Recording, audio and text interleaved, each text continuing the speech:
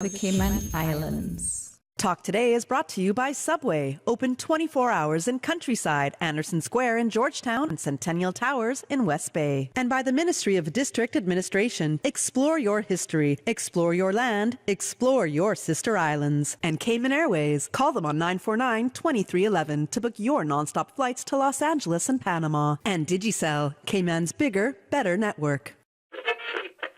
Oh, I think they're doing a great job. A lot of them are. Good afternoon, Dwayne. How are you? Not too bad, sir. Ladies and gentlemen, Radio Cayman's Talk Today with Sterling Dwayne Ebanks. But I do have some questions.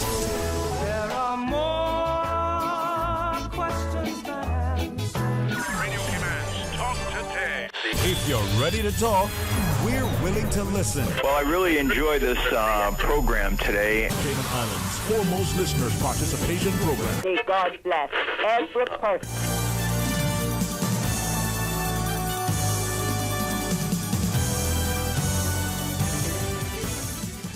Hey, welcome and thank you so much for joining us on another fantastic day, and today in particular because as we look at 19 years since Ivan, I was only 2. Thank you, Mr. Carl, for laughing. I want you to join us because we have an opportunity to speak to our friends from HMCI. We have our Director General from our Weather Service. And we have a fantastic fellow. He looks almost like my twin, man. All right, I got to tell you more. So stay tuned for Talk Today. Radio Cayman's Talk Today, the Cayman Islands' foremost listeners participation program. We ask our listeners to avoid statements or comments which are abusive, derogatory, malicious, or defamatory. Do not use any indecent language or make any statement which is false or misleading. Email talktoday@candw.ky or call 1-800-534-8255. Courtesy of Flow. Cayman's #1 network that connects you to your world like never before. Let your voice be heard. Once again, here's your host, Sterling Dwayne Ebanks.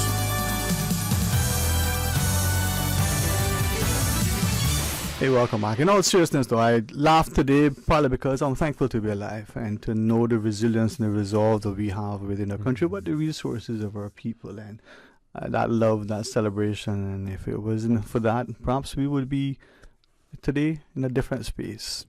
The communications guru over at HMCA, Mr. Simon Vauxhall. My friend, good afternoon. How are you? Good. Thanks for having us on, Sterling. It's always good to be here. Radio Cayman, voice of the Cayman Islands. It is, man. It is, and it's crucial because whether it's a national event, an election, a good football match, or whether it's a natural disaster, something like Ivan or an election, again, they wanted to see. We laugh, we give thanks, but it's that gratefulness and that graciousness. And Radio Cayman is that voice. It is that reliable voice that is timely, credible, and for the most part, making it personable.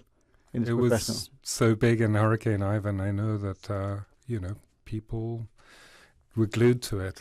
Yeah. It was their primary source of information and guidance about where the relief sites were and where they could get water and tops. And it's been with me all my life. It's sort of part of that. It's just part of Cayman. Listening to the sounds. It's funny. You see, another guy who sings, or like me, tries. Thank you. Yeah. But it's obviously it's with Hurricane Ivan anniversary, it always really makes us think, and especially about storm surge. So really grateful to have kind of a heavy hitter from in the house today as well. So. Mr. Kivitz? Well, that too. No, if it was a West Bay, he would think about if I can't hit about this. But as you, and as I had asked you when we first spoke about the discussion and stuff, I get you to introduce Dr. Paul, but in saying that, have you seen outside today, the blue skies, absolutely blue, it's so clear. For me, it's just a reminder of how life is and how we should be that much more appreciative of where we are, what we've come through, and what we have, for each other. Yeah. You probably don't see any signs of Ivan anymore. It looks beautiful as you drive around. And Cayman has always been the people have always been very resilient. What's interesting, though, and this is where I think, we will get Dr. Paul in a second, but how easy it is to forget, how sometimes we consciously choose to forget, and how we would want to. A friend has framed a little space. It's a shingle, I think, from his roof, or somebody's roof, embedded in metal. Wow. Right? And I've looked at it. It's amazing. A piece of shingle, I've seen it into wood, but into metal, thick metal. And he got it cut out, he framed it, he got it hung somewhere, he says. This is a reminder. Right? And for me, that's indicative of everything. So, Mr. Boxall, before we ask Mr. Tibbetts to join us, would you do the honor and, invite, as you said, the chief, the man himself. The man himself. If this was a WWF, we go, and. So this is very much a partnership between Hazard Management and the National Weather Service, and we've been working on the storm surge model. In a couple of weeks, we've got a big announcement about the tsunami wave run-up model for the Cayman Islands. Again, NOAA and USAID have supported and assisted us. Mr. Jamie Rome, I think initially was the one that said, hey, let's go ahead and get some of these storm surge sensors in the Cayman Islands. And so I don't want to get too much into the specifics of it because I think they will discuss what it involves. But Dr. Paul Kuchera, he doesn't always go by doctor, but he is a PhD. Oh, yeah, well, you know my deference, so if you prefer, This, you can call me whatever you wish. Call you whatever. Publicly too? But yeah, assistant director at, I think you're at University Corporation of Atmospheric Research, and also involved with NOAA for a long time, an assistant director, and he's here to install 2 storm surge sensors. So just what that involves, I think probably is for him to say more about. But we're very excited about it because, especially in light of what happened in Ivan, where we had that 8 to 10 foot surge, the equivalent of 100 million vehicles in the U.S. being destroyed, about a third of all the vehicles, 80% of all the homes being damaged, and it's a big deal. The storm surge is probably the biggest threat we have. I mean, 100 vehicles is just a good name at the demolition derby, but but you car. Anyway, as we look at it, it's significant. I mean, on an island, storm surge, but research is important. Statistical data, I mean, from my understanding, through Simon, UCAR, just over 6+ decades in that sort of consortium of research facilities. But the intellectual property,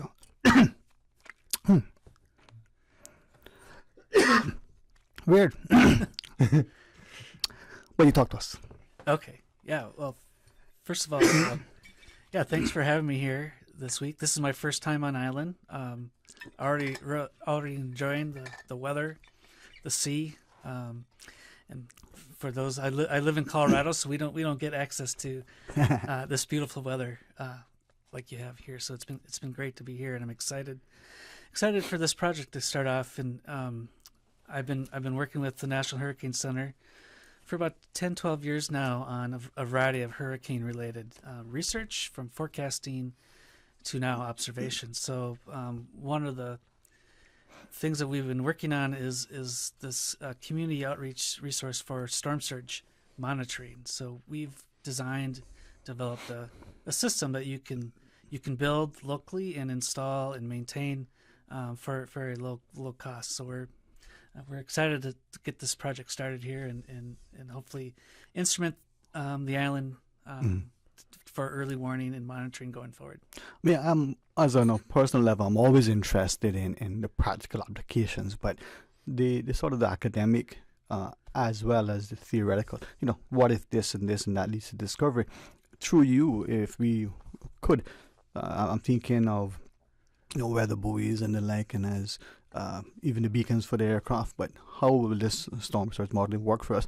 What will be there in terms of the information that we could get, and not only the ease with the installation and maintenance, but how that would impact us, forewarning, and to what extent and how soon? Yeah, great question. So on the observation side, the information provides sea level height, so you can you should be able to monitor when you have a storm surge or tsunami or anything that has a change in the sea level to provide early warning of that storm surge coming inland. But also on a research side, this will provide lots of good information and data to the storm surge group at the National Hurricane Center in Miami to improve upon their forecast models. So in going in the future, they'll provide better forecasts of storm surge and hopefully earlier warning to get people into safe locations. For the storm surge sensors, where and how do we determine where to place them? I mean, there are 3 islands. There's a bit of water around, and some are just a little bit deeper than other spots. So, typically we put them in places where you have the largest impact historically from storm surge. So on various sides of the island, if they get inundated more than others, that's typically where we put them. But also logistically, it has to be somewhere where it's safe, secure, and can be maintained. And what about the depth of water? I mean, I'm presuming we'll put it in water as opposed to in my shower. Actually, it doesn't need to be in the water. Yeah, no. Right? So typically, we just need to have it mounted somewhere that looks over the water. So it's a sensor that looks at the water level remotely from above. So that's all we need. In some places, actually, they're installed inland, so you'll get the first alert when you see a change in the water level, or from ground to some water level. So it can be pretty much placed anywhere that you would expect you might have inundation from flooding. We recognize an increasing use of stuff like LiDAR, GPR, and the like. And I honestly asking because it's just an interest. It's not something that I would want to study necessarily. But because this is on land, I try to make the joke that it has to be in water in my shower, and then the weather buoys that we see out to monitor tide levels, those are in water. But how does this work, and how? Well, I got some other questions. Okay. Yeah. So the sensor is what's called an ultrasonic sensor, and it actually sends sound waves to any surface, and then it measures the time it takes to come back to that sensor. So it measures the time from transmit to receive of the sensor, and as the height changes, so if you have a storm surge, that time is becomes shorter and shorter, and that equates to the height of the water level. So it's a very basic design, but it's been used for all kinds of applications. Just from my own personal, I'm thinking of a boat with sonar, and you're going up and you're taking a depth sound, and you're seeing what's coming up, and you can graph the bottom, you can see a fish, you can see kind of similar, but more on a horizontal plane. Yeah, it doesn't penetrate the surface, it just reflects. Yeah, it's amazing. And again, just trying to learn, looking at even LiDAR, the use of that, almost similar in terms of, I guess, looking at it in similarities with implications. Yeah, incredible, huh? It is. You thought I was just another put a face. You're smart, but as John will tell you, it's sort of the beginnings of something kind of bigger, because you're talking about the applications. Yeah. I'm sure John will want to talk about future plans with it, because it's not just 2 sensors we're hoping, whether we can say. All right. Sorry, I shouldn't do the intro. You're the host, Sterling. No. I just don't know why I should be on here. I mean, he would. That makes it to us. But I know that we have to take a break. And when we come back, we'll take some calls. But this is the fascinating thing. And this information can help in so much, not just our own safety, but the potential research, the implications for the region even. That's right. It's incredible. I really appreciate this opportunity. Join us after the break. We will take our calls, so stay tuned for Talk Today. You know, as a little girl, I dreamt of traveling to faraway places and foreign lands. I tell you what though, no more dreaming. This summer, I'm going flying with Cayman Airways. How blessed are we in the Cayman Islands to have a very own national airline? Girl, you can fly to so many international destinations without the hassle of connecting flights. On top of Jamaica, Cuba, and Honduras, you got non-stop flights from Cayman to New York, Miami, Tampa, and even Denver, Los Angeles, and now Panama. Going to be a little cafe con leche and Hollywood Squares for this old gal this summer. Make your travel dreams come true with Cayman Airways, offering non-stop flights for non-stop adventures in Panama, LA, and many more places in between. For details and to book, call 949-2311, contact a travel agent, or visit CaymanAirways.com. The Lions Club of Grand Cayman annual Delano Hislop Memorial Journey for Life returns Sunday, October 15th. 5K walk, 10K run, and a 15K and 25K ride. Registration fee is only $25. Join your community and help raise awareness for prostate and colon cancer. For more information, visit the Lions Club Facebook page or call 938-PACE. That's 938-7223. Register online at caymanactive.com. The Delano Hislop Memorial Journey for Life, proudly sponsored by DART, Cayman Islands Seafarers Association, CUC, Conyers, Water Authority, NTEC, Bodden Holdings, BAF, Foster's Brothers, Consolidated Water, ICWI, Mango Tree, and South Coast Bar and Grill. Sunday, October 15th, 5K walk, 10K run, and a 15K and 25K ride. Wouldn't it have been grand if you had purchased land 30 years ago? It may not be 2020, but a perfect vision has never been more clear. Cayman Brac and Little Cayman, poised for growth with an eye on the future. Your land, your history, your future. Discover all that our sister islands have to offer. Introducing Digicell's all-new prepaid plans. Packed with more any-use data than ever before. Entertainment data for the apps you love, like Netflix, Spotify, YouTube, and TikTok. Plus, endless social data for Snapchat, WhatsApp, Instagram, Facebook, and Twitter. So you're always in the know. Stay connected. Stay entertained with Digicell's new prepaid plans. Activate in the My Digicel app today. Digicel. Better connected. Talk today. But I do have some questions. Talk today. Cayman Islands' foremost listeners participation program. Talk today. Because there are more questions than answers. What the public is saying. Waiting to take your calls right now. Sterling Dwayne Ebanks.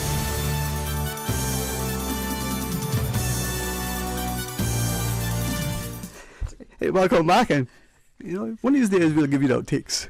Right, Dr. Paul? That's right. That was a good one. That was a good one. You know what? I'm not going to say that because my mama might be listening.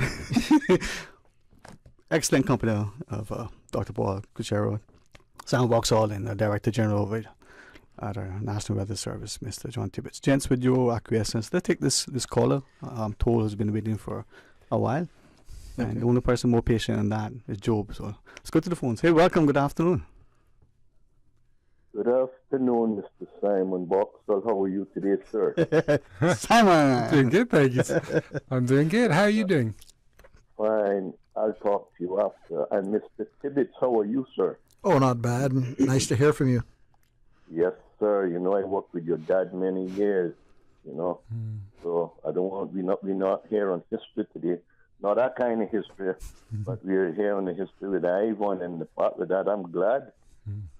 September the 11th, because that's the year that my first son, which is 53 years old today, wow, was born.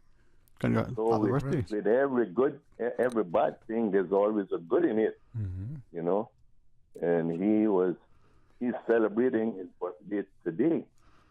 And he was born in September. I think it is September the 11th, right? Yeah. Oh. And good evening, the gentleman there with you all. I'm Dr. Paul Cuchero. Doctor, and then, but we still got a lot of sick people, Yeah, well, Simon reminded me earlier, and partly it's me putting a handle, he was being diligent, exhibited his intellect, and he earned his PhD and as an instructor, so for me, he's my age, so I can't call him by his first name without being... Oh, that's okay. Yeah. And good evening, Mr. Sterling. Of course, sir. And to you. I'll leave you for the last, I always say the best for last. That's why dessert is served. That's right. But Mr. Vauxhall, I was one of the first ones that you called for the repairs after the hurricane. You remember? We had to go put our name down on a list, and then you would call the builders, carpenters, masons, and everything. And I think I did about 5 or 6 homes repaired after Hurricane Ivan. Your office was down there on 4th Street, right where the first cable and wireless used to be. You remember where that was? Right. I do indeed. Yeah, where Hunter and Hunter used to be there, near there. My father. Right by the town hall. Yeah. Your office was up there. This is Mr. Cholette. You should remember me. Oh, yes, young Mr. then. Cholette. I collect your... So you don't remember me. I'm old now. I remember you, but I collect Randy Cholette's drawings of old Caymanian houses on stilts. I think he's a wonderful artist. I don't know if he's family to you. Yeah, he is. He's my cousin, and my son also. My second son also does artwork as well. He have a lot of his work at the Pure Art Gallery as well. Okay. So art is one of the Cholette. Certainly. Although I don't do nothing, I don't do no art. I only sing. Sing it out with a great exuberance, Mr. Cholette. Yeah, but I was talking about Hurricane Island. Yeah, it was terrible. We went through it, and I'm glad for the construction, for the homes. They're not doing the homes like we done them back then, because I done some homes in Bordentown as well, and the people came to me after, and this was a zinc roof, and they said, George, not one nail came out of that roof. You know why? Because I would go underneath the rafters and pound down. Bend it in, huh? Bend every nail. Bend every nail. And those people were so glad. They said, look, all this destruction around, but because you put that top on, nothing moved. Yep. Because when we drive the nails down in any wind, if the nails ain't clinched, it'll come right up. Right. But all of that is not done today. All that kind of construction is not done today because they're doing it too far. Yeah. No, Mr. Cholette, I certainly appreciate you doing that. I don't want to be, rushing you and stuff. Okay. But share with us as we're listening. Yeah. I think it's an important area. I mean, the roof is a big deal for people, especially when a lot of people don't have, they're underinsured.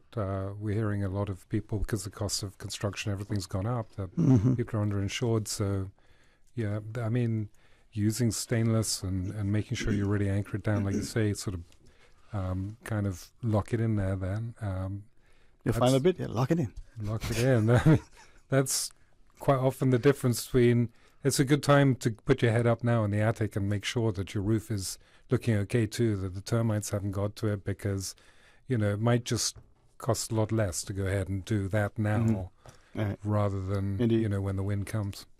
But I appreciate that point. We need to focus more on, I think, the roof stuff with our public awareness, so I appreciate that point.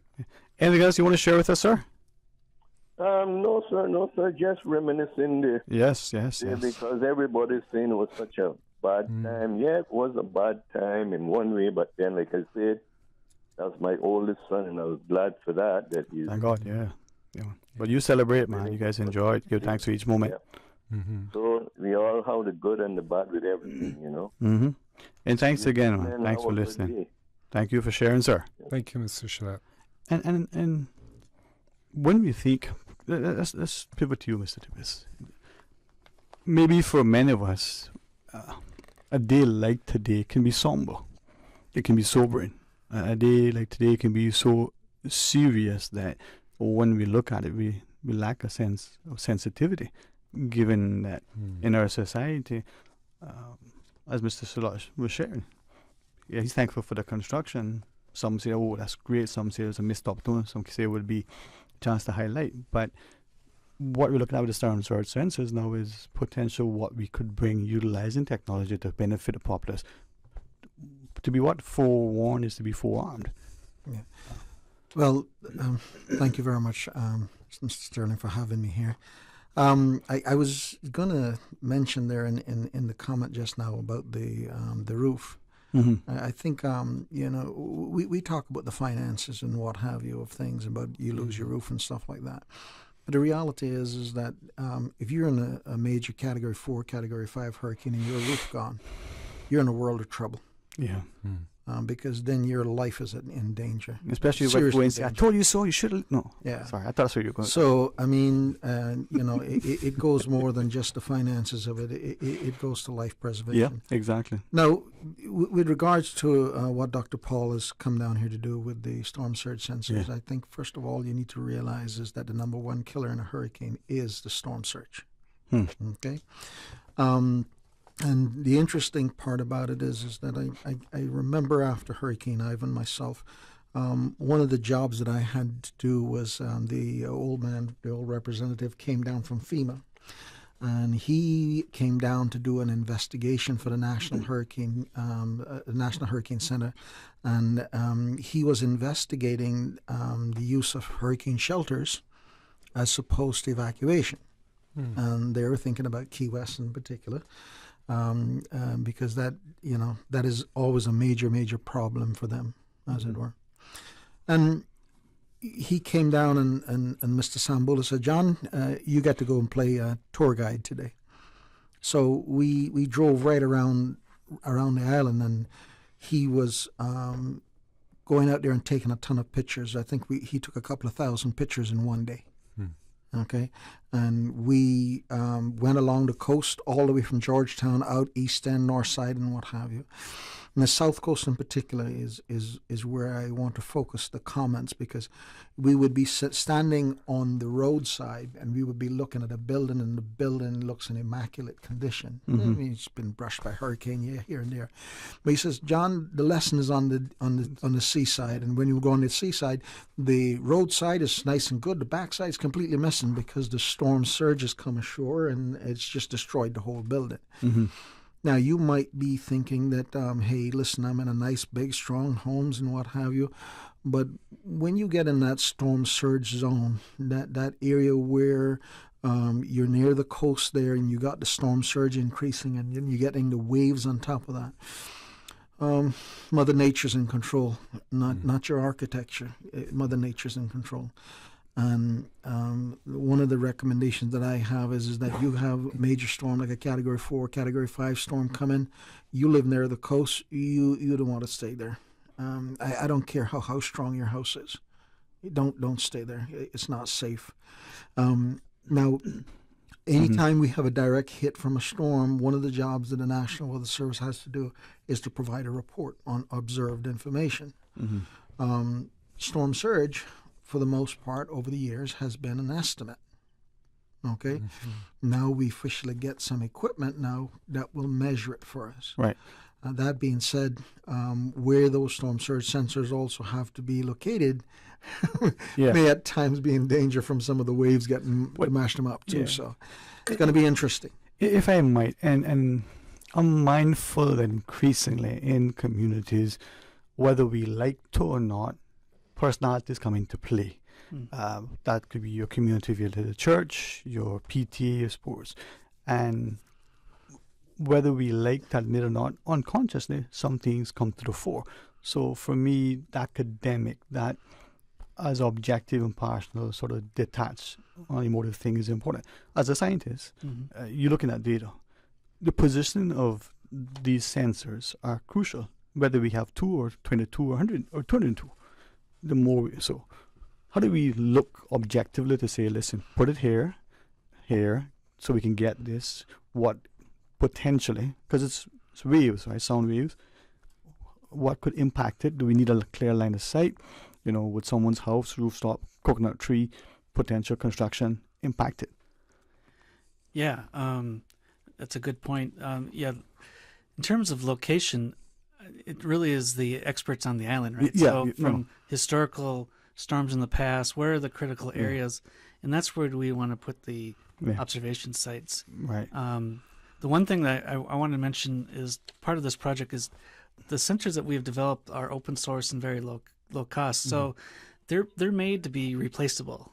So, and the whole idea is to have them built and manufactured on island. So if one is lost or more after the storm, they can be quickly replaced, and you have your monitoring system back. So that's the key, and I think the exciting part of this project that we're doing here in other islands around the Caribbean is just low cost, sustainable systems that'll provide critical information for that monitoring measurement of the storm surge in the future. In deference to you, the individual, and your visit, and to ensure that I want to be, and to really emphasize, I'm not asking anything specifically about our policies or their decisions, we're just speaking to it. But the the maintenance, the ease with which, and the cost. So you say low cost. My lunch versus Simon's lunch, they're both low cost, but we got two different budgets. So what is low cost? Government $1 billion or John's million?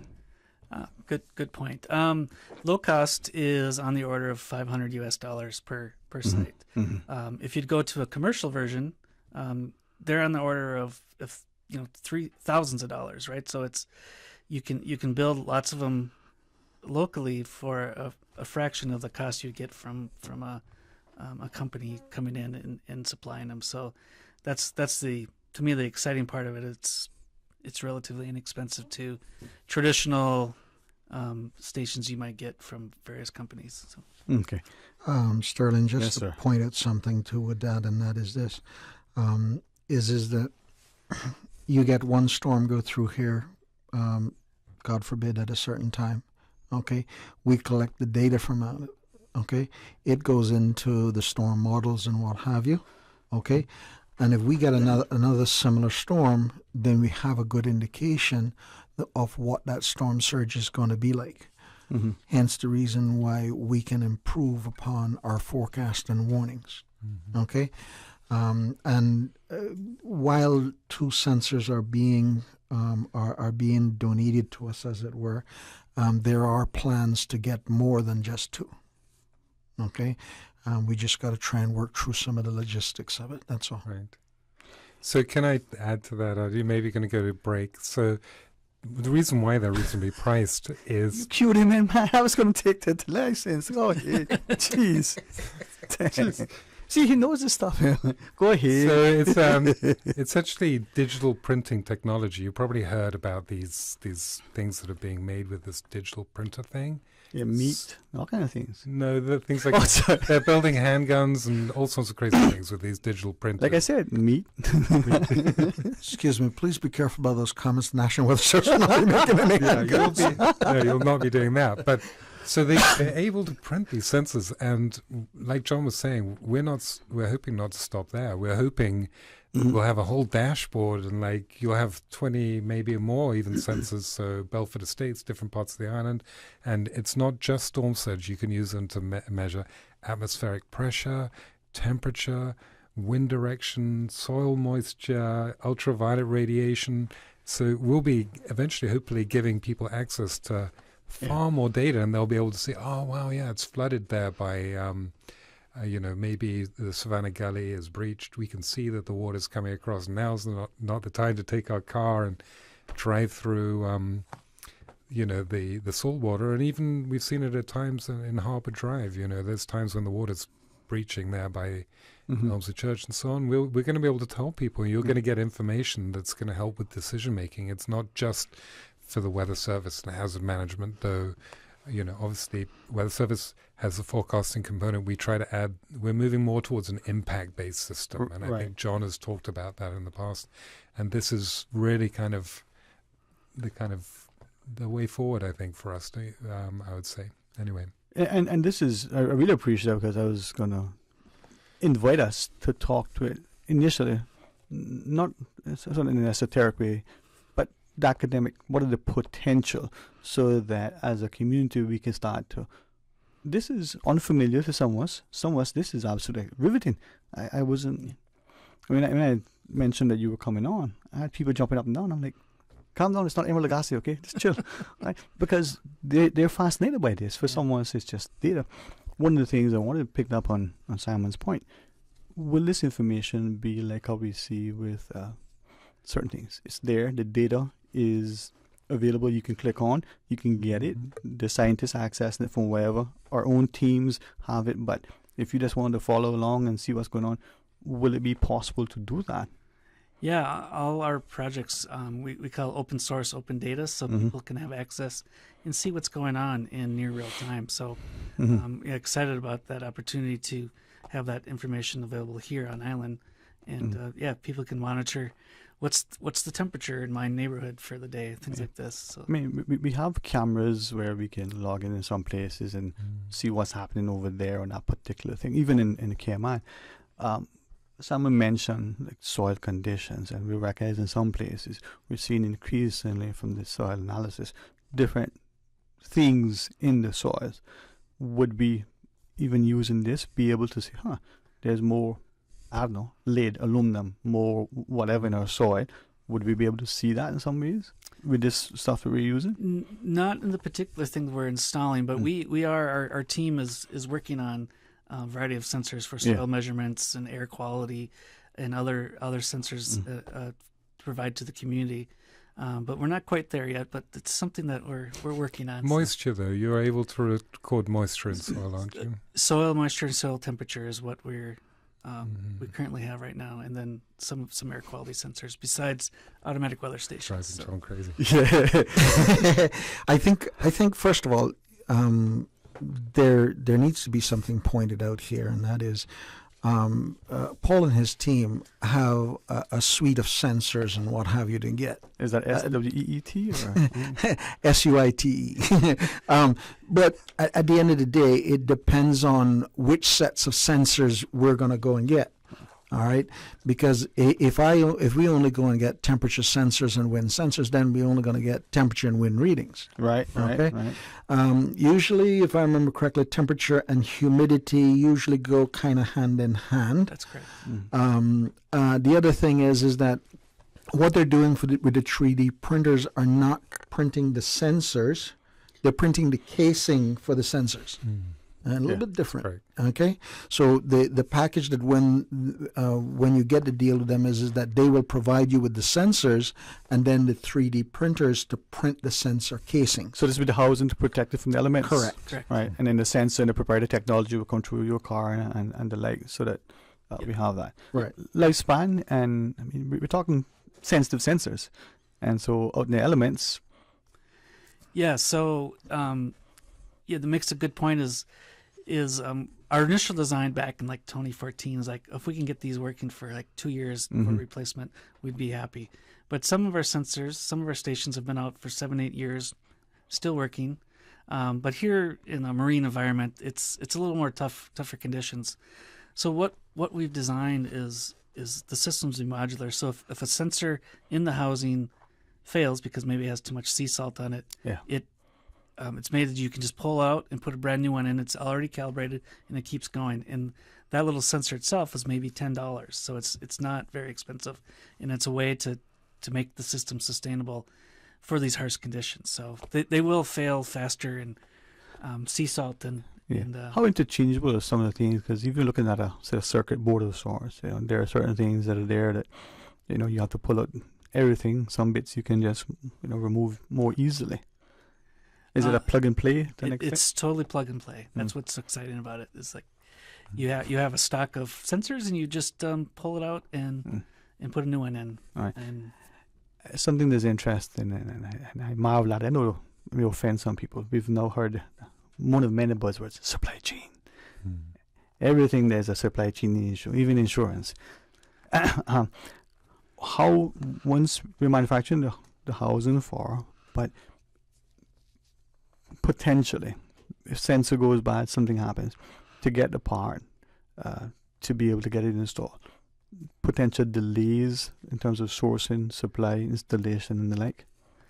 Yeah. So what we've done is all the sensors are off the shelf, and we've never had any issues of them being readily available. Okay. And they're they're calibrated in the manufacturing facility, so they're ready to go, and you just normally have a stock of them on hand. Say if you have 20 stations, you maybe have 100 sensors just waiting to go, and then you have them on island. And when you start to run low, you can make an order, and again have a new supply before they run out, so you don't have the supply chain issue. Very much like a business where it has its inventory, but the shelf life in the field as well as literally in the storage. Sometimes that thing in storage can go bad. Anything that we need to do to ensure that how we store it, and to make sure that when we take it out from the storeroom, drive it across the East End, pop it in, and that the last one that was 2 years, this one was in storage for 2, so we need to get 2 more. That's a 4-year lifespan. I've never thought of it that way, but what I mean, these you're asking. I feel like I'm in my PhD offense here or something. So. Yeah, I said academic part. Okay. My train people look. okay. So I'll give you a reprieve. But the nice thing about the manufacturers, they've taken this account and they put them in these climate controlled static free bags, so that they should last on the literally on the shelf for many years before they go in the field. But I will say also beyond that, Paul, that we will, the National Weather Service does have a team that will be checking on them on a regular basis and what have you, making sure that they continue to be accurate and replace them when they need replacing and what have you. But it also might need cleaning now and then and stuff like that to improve the life on it. Yeah. So with regards to when you start to look at getting packages of these automatic weather stations, storm surge sensors and what have you, part of the package includes the team coming down from Colorado to come and train you. A part of it is obviously building the casings with the 3D printers, but I'm sure that there's a lot more to teach us than just that, to be honest. And this is where some of that knowledge, the transfer, but also the potential opportunities for other careers locally based. All right, we do have that break to take, Mr. Boxall. Take us to the break. Yeah. Take us to, we're going to cut to a break. But yeah, let's go to a break. It's game time, Subway fans. We're upping our sub game with the all-new Subway Series menu, an all-star lineup of 6 delicious recipes. Just order by name or number and we'll do the rest. Whether you're catching a quick lunch or just need a tasty victory, the Subway Series menu is coming in clutch. Subway Series, easy to order, hard to resist. Try it today, only at Subway. Eat fresh. You know, as a little girl, I dreamt of traveling to faraway places and foreign lands. I tell you what though, no more dreaming. This summer, I'm going flying with Cayman Airways. How blessed are we in the Cayman Islands to have a very own national airline? Girl, you can fly to so many international destinations without the hassle of connecting flights. On top of Jamaica, Cuba, and Honduras, you got non-stop flights from Cayman to New York, Miami, Tampa, and even Denver, Los Angeles, and now Panama. Going to be a little cafe con leche and Hollywood Squares for this old gal this summer. Make your travel dreams come true with Cayman Airways, offering non-stop flights for non-stop adventures in Panama, LA, and many more places in between. For details and to book, call 949-2311, contact a travel agent, or visit CaymanAirways.com. Did you know that you can send money transfers to financial institutions anywhere in Jamaica with JN Money? You mean I can send money straight to my account and cut out the middleman? Yes, that's exactly what I mean. You send your own money to your own account, giving you peace of mind that the money is in your account. JN Money Transfers to Financial Institution is another convenient service offered by JN Money. You can have this done from any JN Money location. Deposit your money straight to your account without the hassle of asking someone to do it for you. JN Money Transfers to Financial Institutions, making life easier. Start your day in the know. Don't miss a beat. Radio Cayman's 7 a.m. news keeps you informed every Monday through Saturday at 7 a.m. Satisfaction is guaranteed 24 hours a day, whether it's music or information. From Grand Cayman to Cayman Brac to Little Cayman, we've got you covered. You ever hear a thing like that? Radio Cayman in the Cayman Islands. Today's biggest news.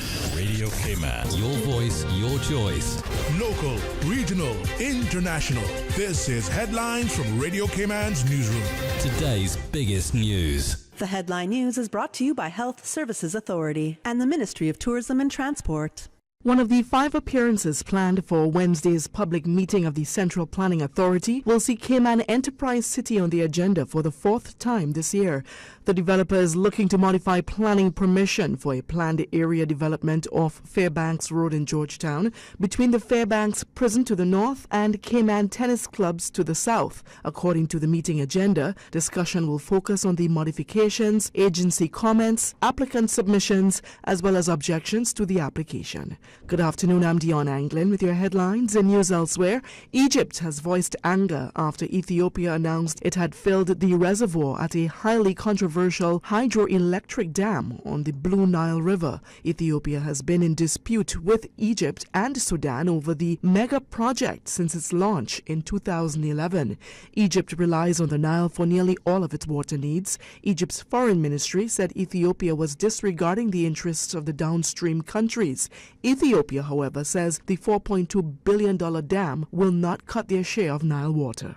And Taib Ait Ebanks was forced to choose whether to save his 11-year-old son or his parents when they became trapped under rubble after Morocco's earthquake struck. The goat herder from a tiny community in the Atlas Mountains says he is haunted by the decision he had made. Taib was with his wife, 2 children and parents on Friday night in their small stone home when it was rocked by the country's biggest earthquake in 60 years. That's a wrap of your headlines. I'm Dion Anglin. Today's biggest news. Radio Cayman. Your voice, your choice. Local, regional, international. This is Headlines from Radio Cayman's newsroom. Today's biggest news. The headline news is brought to you by Health Services Authority and the Ministry of Tourism and Transport. It's one of the best moments of your life when you welcome your baby into the world. The HSA's experienced women's health and maternity team provides the highest quality of care throughout your pregnancy and delivery. As a JCI accredited hospital, we are the leader in maternal care, safely delivering over 700 babies annually. Visit hsa.ky for more information. At HSA, we are committed to caring for you. I'm Liani Tibbetts, Miss World Cayman Islands 2022, and I need your help to keep Cayman clean. When you're out and about, please dispose of your trash in the proper containers. Do not throw trash out of your car or leave it on our beaches. And if you see litter, take a moment to pick it up and dispose of it properly. Be a part of the solution, not the pollution. Littering is a crime punishable by a $500 fine or 6 months in prison. Brought to you by the Beautification Task Force and Ministry of Tourism and Ports.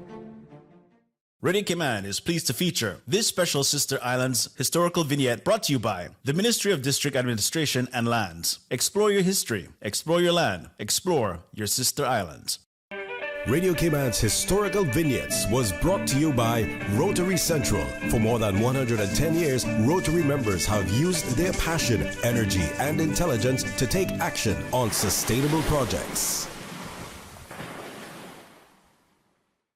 Radio Cayman is pleased to feature this special Sister Islands historical vignette brought to you by the Ministry of District Administration and Lands. Explore your history, explore your land, explore your Sister Islands. Talk today. But I do have some questions. Talk today. Cayman Islands' foremost listeners participation program. Talk today. Because there are more questions than answers. What the public is saying. Waiting to take your calls right now. Sterling Dwayne Ebanks.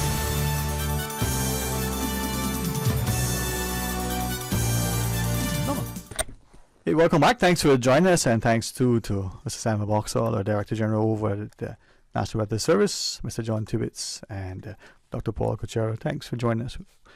It's not just recognizing and remembering and recalling the experience of Hurricane Evan. It's planning and preparing for the future, utilizing technology, understanding the importance of how we deploy it and what it means. So I want to invite more discussion, but we do have a caller join us. Let's go to the phones. Welcome. Thanks for calling. Yeah, important discussion you got going on there. Hello, sir. How are you? Yeah, not too bad. Yeah. I am curious as to the sensors. Where are they being placed? I mean, has that been designated yet? Yes, it has, Mr. Banks. Good question. So we were looking at a couple of sites, that we could secure, and so we were looking at the Georgetown Harbor for one. Also, critical infrastructure was a consideration, and then the customs, the Coast Guard facility in the North Sound. So we wanted to get a picture of what was occurring in North Sound as well. So those are the first two, but as we discussed earlier on, the plan is for this to roll out, possibly 20 sensors in the first tranche and then even expanded out further than that. And that would include Little Cayman, Cayman Brac. People say we had sensors of the agriculture ground. You could click on it. We were talking in the break about, the conditions before Hurricane Ivan. And I remember Mitch, we had just torrential rain, I think, for about 10 days prior to it. And almost every single day it was rain, rain, rain. So these sensors will even allow us to possibly detect soil moisture, which could affect, whether or not trees are going to come out of the ground and fall on top of people's roofs. And, as we see issues with tides, perigean tides, we're getting flooding from a range of sources, whether it's storm surge or waves, tides even now. And obviously even we're looking at the possibility of incremental sea level rise.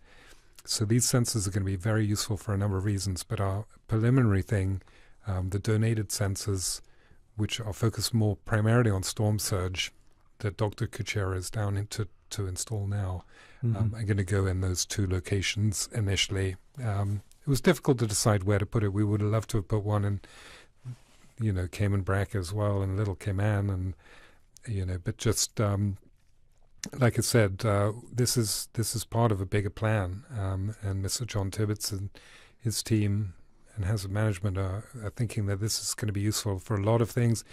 We're going to have dashboards very easy, like look like a clock face, which will tell you the temperature. You'll get information about wind direction, atmospheric pressure, lots of different information, and flooding. Mm-hmm. Yes, sir. It sounds like the process is more or less a mini dynamic radar system. But how do you account for the reef dynamics? Because a lot of the area, a lot of the coastline around Cayman, and I think Cayman Brac and Little Cayman, probably a little less, are surrounded by reefs. It's a great question, and measuring storm surge is a difficult thing to do. And we have insurance policies like the Caribbean Catastrophic Reinsurance Policy, and we for $1 million a year, the Cayman Islands gets a policy. It results in a quick payout if a hurricane comes close to our capital, Georgetown. If it goes further, it might hit us at Category 5 and hit Little Cayman, no payout. But if it's close to our capital, but how do you measure what is caused by the waves? Because they separate that out, the storm surge from the waves. And like you look at a situation like a Dorian, where it stopped for 48 hours. John knows more about this than I do.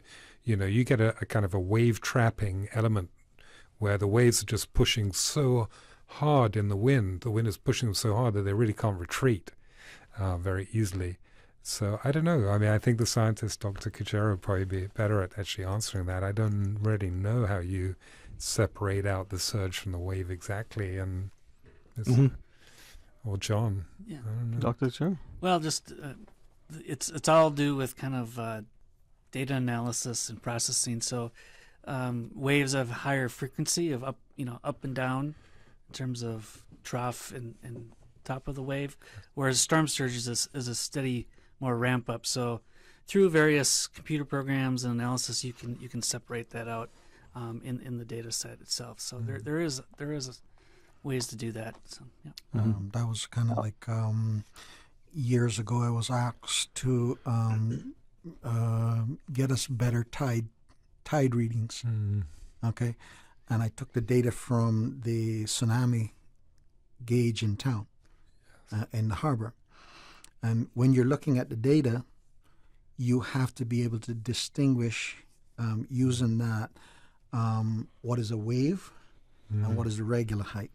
All right, and when you look at it, you can see consistently. You can see when the waves come through and what is the consistent height. The same idea will happen with storm surge. It's interesting. And so I did want to just add one other little piece of news. We are getting, and I know Dr. Kuchera knows Krista very well, a tsunami wave run-up model will be delivered on the 24th of this month for all three Cayman Islands. Very key to the storm surge modeling, the wave modeling, and also, of course, the tsunami model has been the LIDAR bathymetry of the coastal shallows. But we're really hoping we've got a low threat from tsunami, The trouble is, every time we're put under a tsunami watch or warning, we kind of have a responsibility to kind of err on the side of caution. And we've already never known the implications of the North Sound. And as you were talking about, Mr. Banks, the reef, what are the implications? That's quite a big area of shallows. But what is the reef doing? A tsunami is a wave with a very, very long wavelength, and so we're going to find out, whether or not we're at risk for tsunami as well. Yes, sir.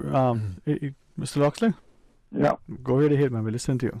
Yeah, well, yeah, because I think if these sensors are not strategically, and I'm sure you've got that encircled in your plans, placed, because if you put a sensor inside the reef, the dynamics of what you're going to see is going to be a heck of a lot different from what you will see if it's on the backside of the reef, where the big belly lamberts come in.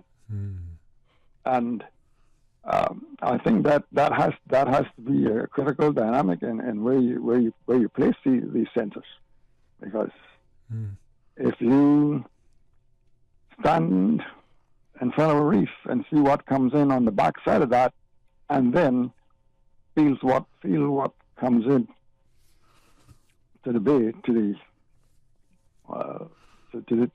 beach, there's a lot of difference. And I think if that aspect is not really accurate, there can be a lot of misinformation. Well, I think to be honest with you, where we've got the HMCI team and the National Weather Service here to look at a number of different sites, potential sites for where these sensors would go. Okay, and we worked with Dr. Paul and them and his team with regards to suggesting the best sites and what have you. So the sites are actually along the coast. Yeah. Okay, and really and truly, storm surge out in the open ocean is usually fairly limited, and the storm surge that you really want to capture is what is near the coast. Okay, so we're trying to put the sensors in places that would give us the realistic readings of the storm surge that would impact us. Okay, and that's what we're trying to hope to capture. Okay, well, hopefully the sensors will have a dynamic that differentiates between a reading from a sensor in what we call in back of the reef from a sensor in front of the reef. Yeah, because that's a big void there. Dr. Kajara? Yeah, you make some good points, and definitely location is important. But I also want to highlight that the whole idea is we're going to put a network out in different locations to measure the different impacts of storm surge in these locations. So even if it's in the reef area on the back, it still will provide information on the impacts at that location. So the whole idea is when you have a network, you start to understand the complete dynamics of the storm surge across the island, not just in one given location. So I think even though these are the first two, there's going to be hopefully many more, and then make sure we capture the critical data you need to have for both monitoring and early warning and improving storm surge models into the future. So, well, it sounds like there might be a case for putting sensors, because as I said before, a lot of the coastline are surrounded by reefs. Is to put a sensor in back of the reef and one inside the reef, which would give you a differential dynamic as to how you could, I think, more accurately judge what's going to hit the shore. I think, you raise a good point. I think we'll learn a lot too when the storm surge model, which is being produced by NOAA, comes in as well, because they will also, it'll add to this data that we're getting from the sensors as well. But it's all towards that movement towards a better understanding. I think it's a multiple of things that we need to do to really, get a better handle on, and it'll lead to sort of hopefully decisions like where we place our critical infrastructure. It'll be informed based on risk and data and models, dependable models from credible sources like NOAA, that people have confidence in. The National Hurricane Center has some incredible computing capacity and some amazing scientists. One question before I go. Yes, Are sir. these sensors, could they be Honeywell or Texas Instruments, or are they from Xinjiang? Made in the back. I wouldn't know that. The sensors that we're using are they're Honeywell. They come from a variety of places. The storm surge sensor itself is made in the U.S. So, Okay. All right. Yeah. All right. Thank you, sir. Good info. Thank you, sir. Thanks. And gents, we do have another caller. Mr. Boxwell, did you want to share something? No, I just wanted to wave goodbye if he was watching it on TV. I know you got cameras. He's a radio guy, man. He's a radio. Yeah, come on. He's Mr. Locksmith. Pioneer of radio. Yes. Gee. I mean, not just... He's Air Force. Let's take this call. Hey, thanks for sharing. Good afternoon. Good afternoon, Mr. Sterling. My friend, how are you today? I'm all right, man. Doing so good, Enjoying the bright skies, like you say. Boy, it could have been worse. Man, the skies are beautiful, man. Beautiful, man. Really, really nice. I tell you, a day like today, we should be outside. Yeah. Boy, because of work, we can't really have that excuse anymore. Well, let's be a digital nomad. Yeah, I was listening about the sensors that you have for the storm surges and stuff. How I understand that we have our tides, high and low, and then there's spring tides. And I was thinking about coastal erosion when it comes into storm surges. Now, the caller just now was talking about the reefs, and I believe that our reefs serve a very, very important role in our protection in our island, and also equally good is the mangroves. And our red mangroves are I would say, the main reason why our wetlands have stuck the way how it has been for years. And it's protected the inland areas, especially with the surges that come in during the storms.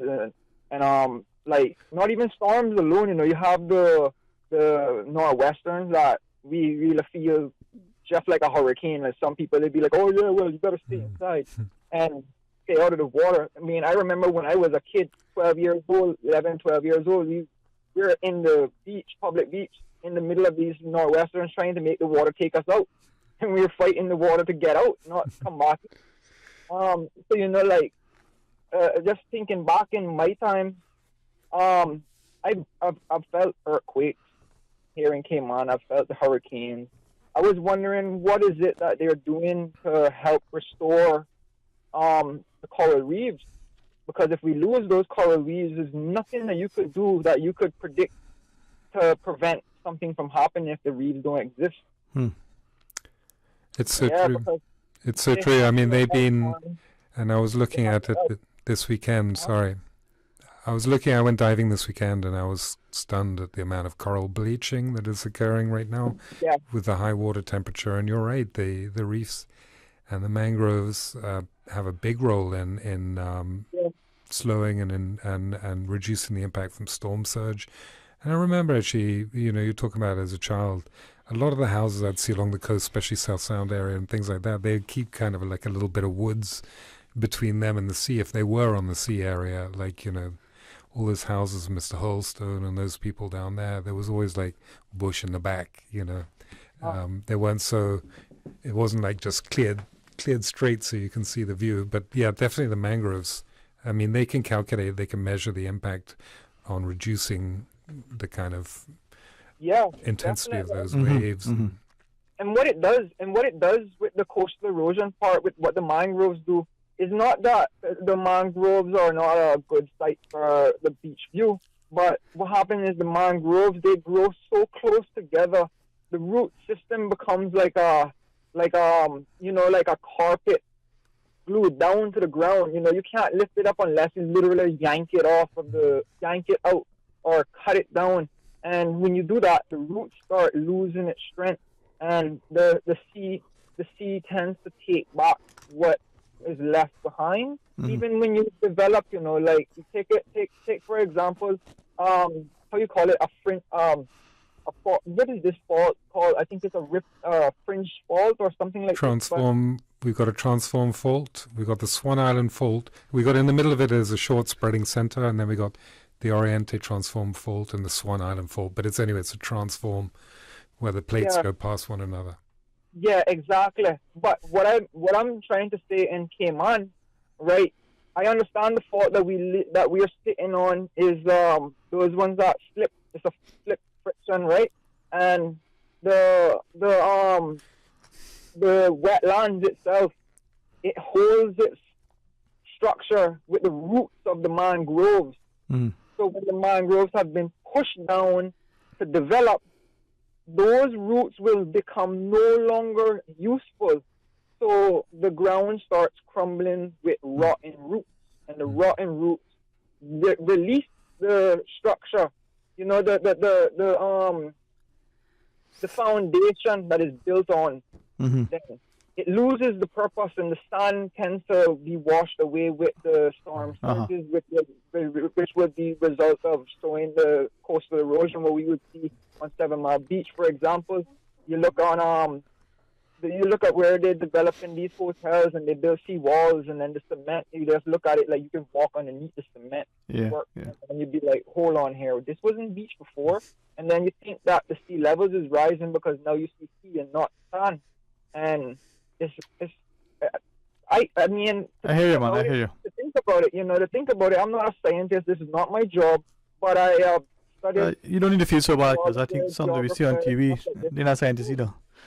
But thanks very much, man. All right. I just wanted to share that, we just looking at it, our natural environment is what had kept this island the way how it is right now. And the more it be demolished and the more it being developed, the less strength it's going to have, Yeah, well, like the society, we're not stitching the fabric together. Hey, thanks very much, my friend. Thank you. Can I read for our guest this message that's coming through? The person says, I wish they could say something negative about the warning system for the tsunami, but just can't. The problem is that after the warning, where do you go if a 50-foot wave comes through? I don't have the own helicopter. Well, John, I don't know whether you want to jump in. I mean, well, I think, to be honest with you, first of all, you're assuming that that tsunami is going to come through as a 50-foot wave. Okay, a tsunami doesn't have to come through as a 50-foot wave. Okay, a tsunami can come through as just very, very fast moving water coming across the Cayman Islands. All right. So it doesn't have to be this. A lot of times you talk about a tsunami, you're thinking about this huge wave coming on shore. That is not necessarily how it has to, how the tsunami has to play out. Okay. Okay. So that's one part of the concept, to be honest with you. The other part of it is that I think you ask yourself, if a tsunami is coming to the Cayman Islands, where are you going to run and hide? Okay, and the one place I'm making sure that I'm not is out in the open, because the water is very fast moving, and 1 minute you're going to be in Georgetown, next minute you're going to be way out in the sea north of the island or something like that. Okay, and you don't want to do that. You want to. It's kind of like if you're being impacted by a hurricane, you have to take areas in which you shelter. Okay, and shelter could mean simply something that stops the fast-moving seawater from pulling you out to sea. This says, I'm sorry, but any tsunami of 20 feet or above with flattened ground came on, no reef will stop it. We are hoping that the model, I will say, will generally show that our risk level is fairly low because we have this narrow reef, narrow shelf area. So the ability for the run-up to occur. The concern has always been primarily about that 10 square miles of shallows in the North Sound and what the implications are there. But it's been difficult because like we've had situations where we're placed under a tsunami watch or warning, and we have to let the schools know. People want us to make the appropriate decision. We don't know for sure that there isn't a risk. So places like the Brack High School, which has kind of not really got any good vertical elevation options, and that's one of the things, because we're so flat and low-lying, often people should be thinking, okay, well, in relation to where I work or where I live, this is where I might evacuate vertically in a nice strong building. They don't really have that option in Cayman Brack on the northeast coast. So they're thinking about even stairs along the top of up the side of the bluff.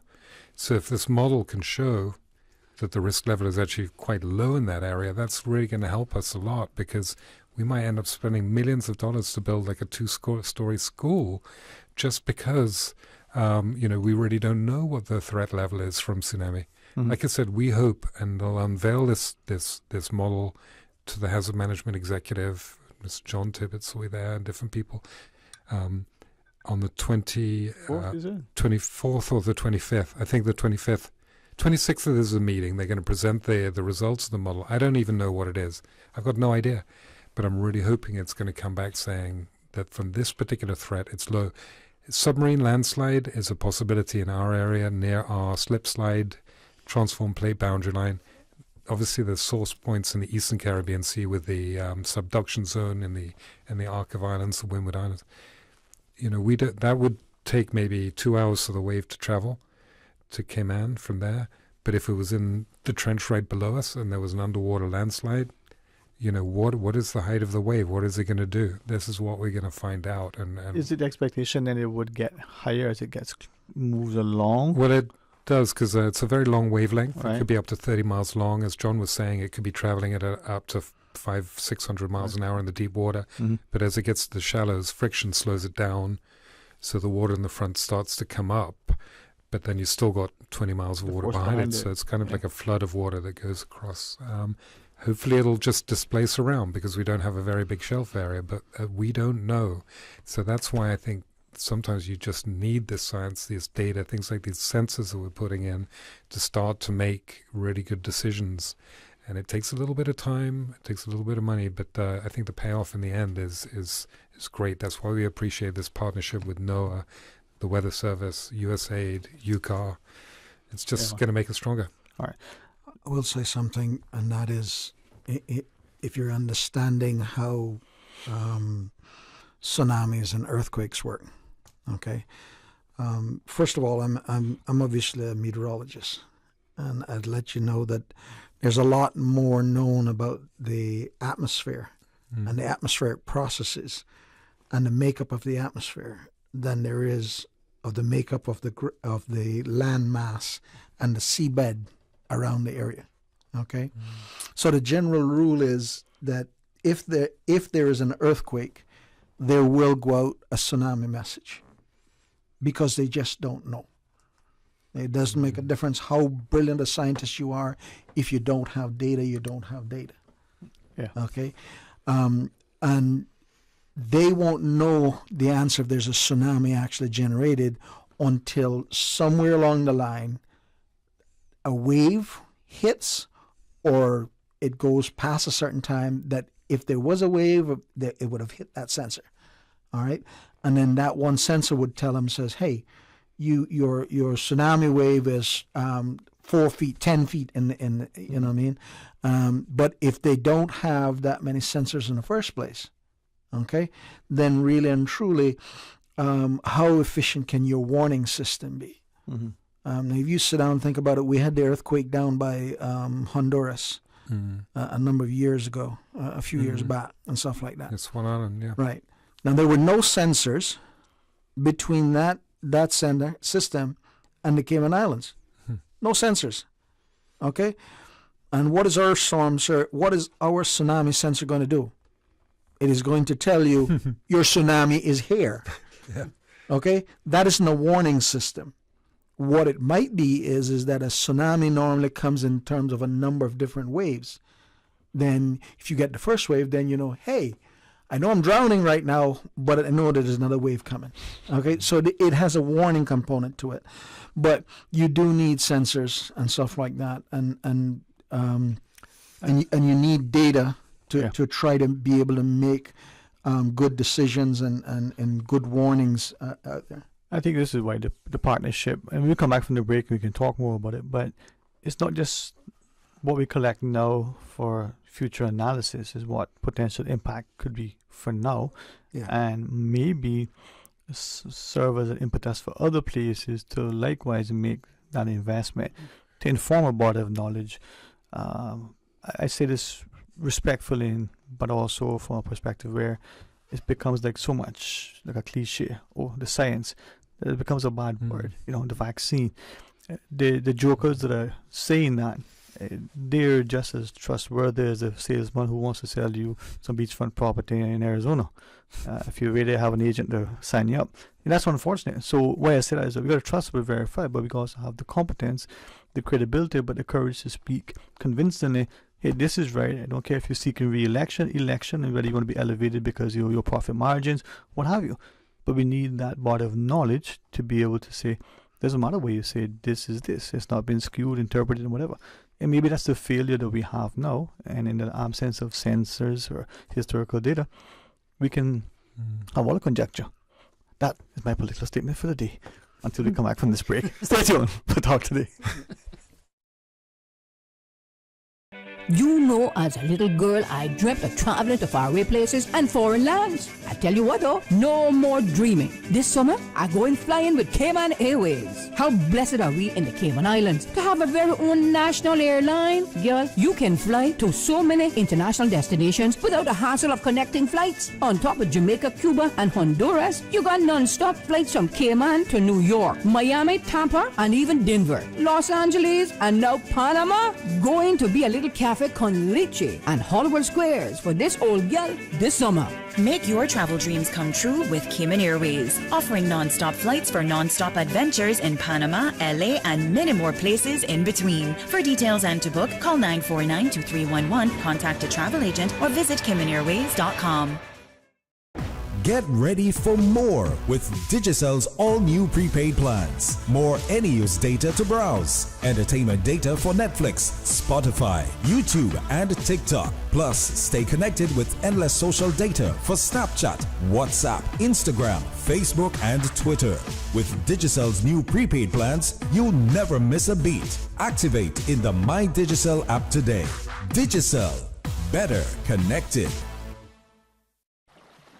Explore your history. Explore your land. Explore your sister islands. The ultimate staycation experience. Your culture, your freedom. The land that time forgot isn't gone. It's your sister islands. Discover all that our sister islands have to offer. Now, more than ever, supporting your immune system is crucial to helping your body fight off illnesses like the common cold, the flu, and COVID-19. At ValueMed Pharmacy on Walkers Road and in Buttontown, we carry all the essential vitamins and minerals to help support your immune system and improve your overall health. Some of our top immunity support picks are vitamin C, vitamin D, zinc, elderberry, and quercetin are the popular 7-in-1 immunity support. Our pharmacists are always on hand to help guide you and answer any questions. Visit ValueMed Pharmacy on Walkers Road or Buttontown. Live happy, live healthy with ValueMed Pharmacy. I am Teresa Pitcairn, the chairperson of the Cayman Islands Beautification Task Force. Derelict vehicles are not only unsightly, they also lower the quality of life in our neighborhoods and pose serious public health and safety risk. To report a derelict vehicle, please call the Department of Environmental Health on 949-6696. Be a part of the solution, not the pollution. Littering is a crime punishable by a $500 fine or 6 months in prison. Brought to you by the Beautification Task Force and Ministry of Tourism and Ports. Talk today. But I do have some questions. Talk today. Cayman Islands' foremost listeners participation program. Talk today. Because there are more questions than answers. What the public is saying. Waiting to take your calls right now. Sterling Dwayne Ebanks.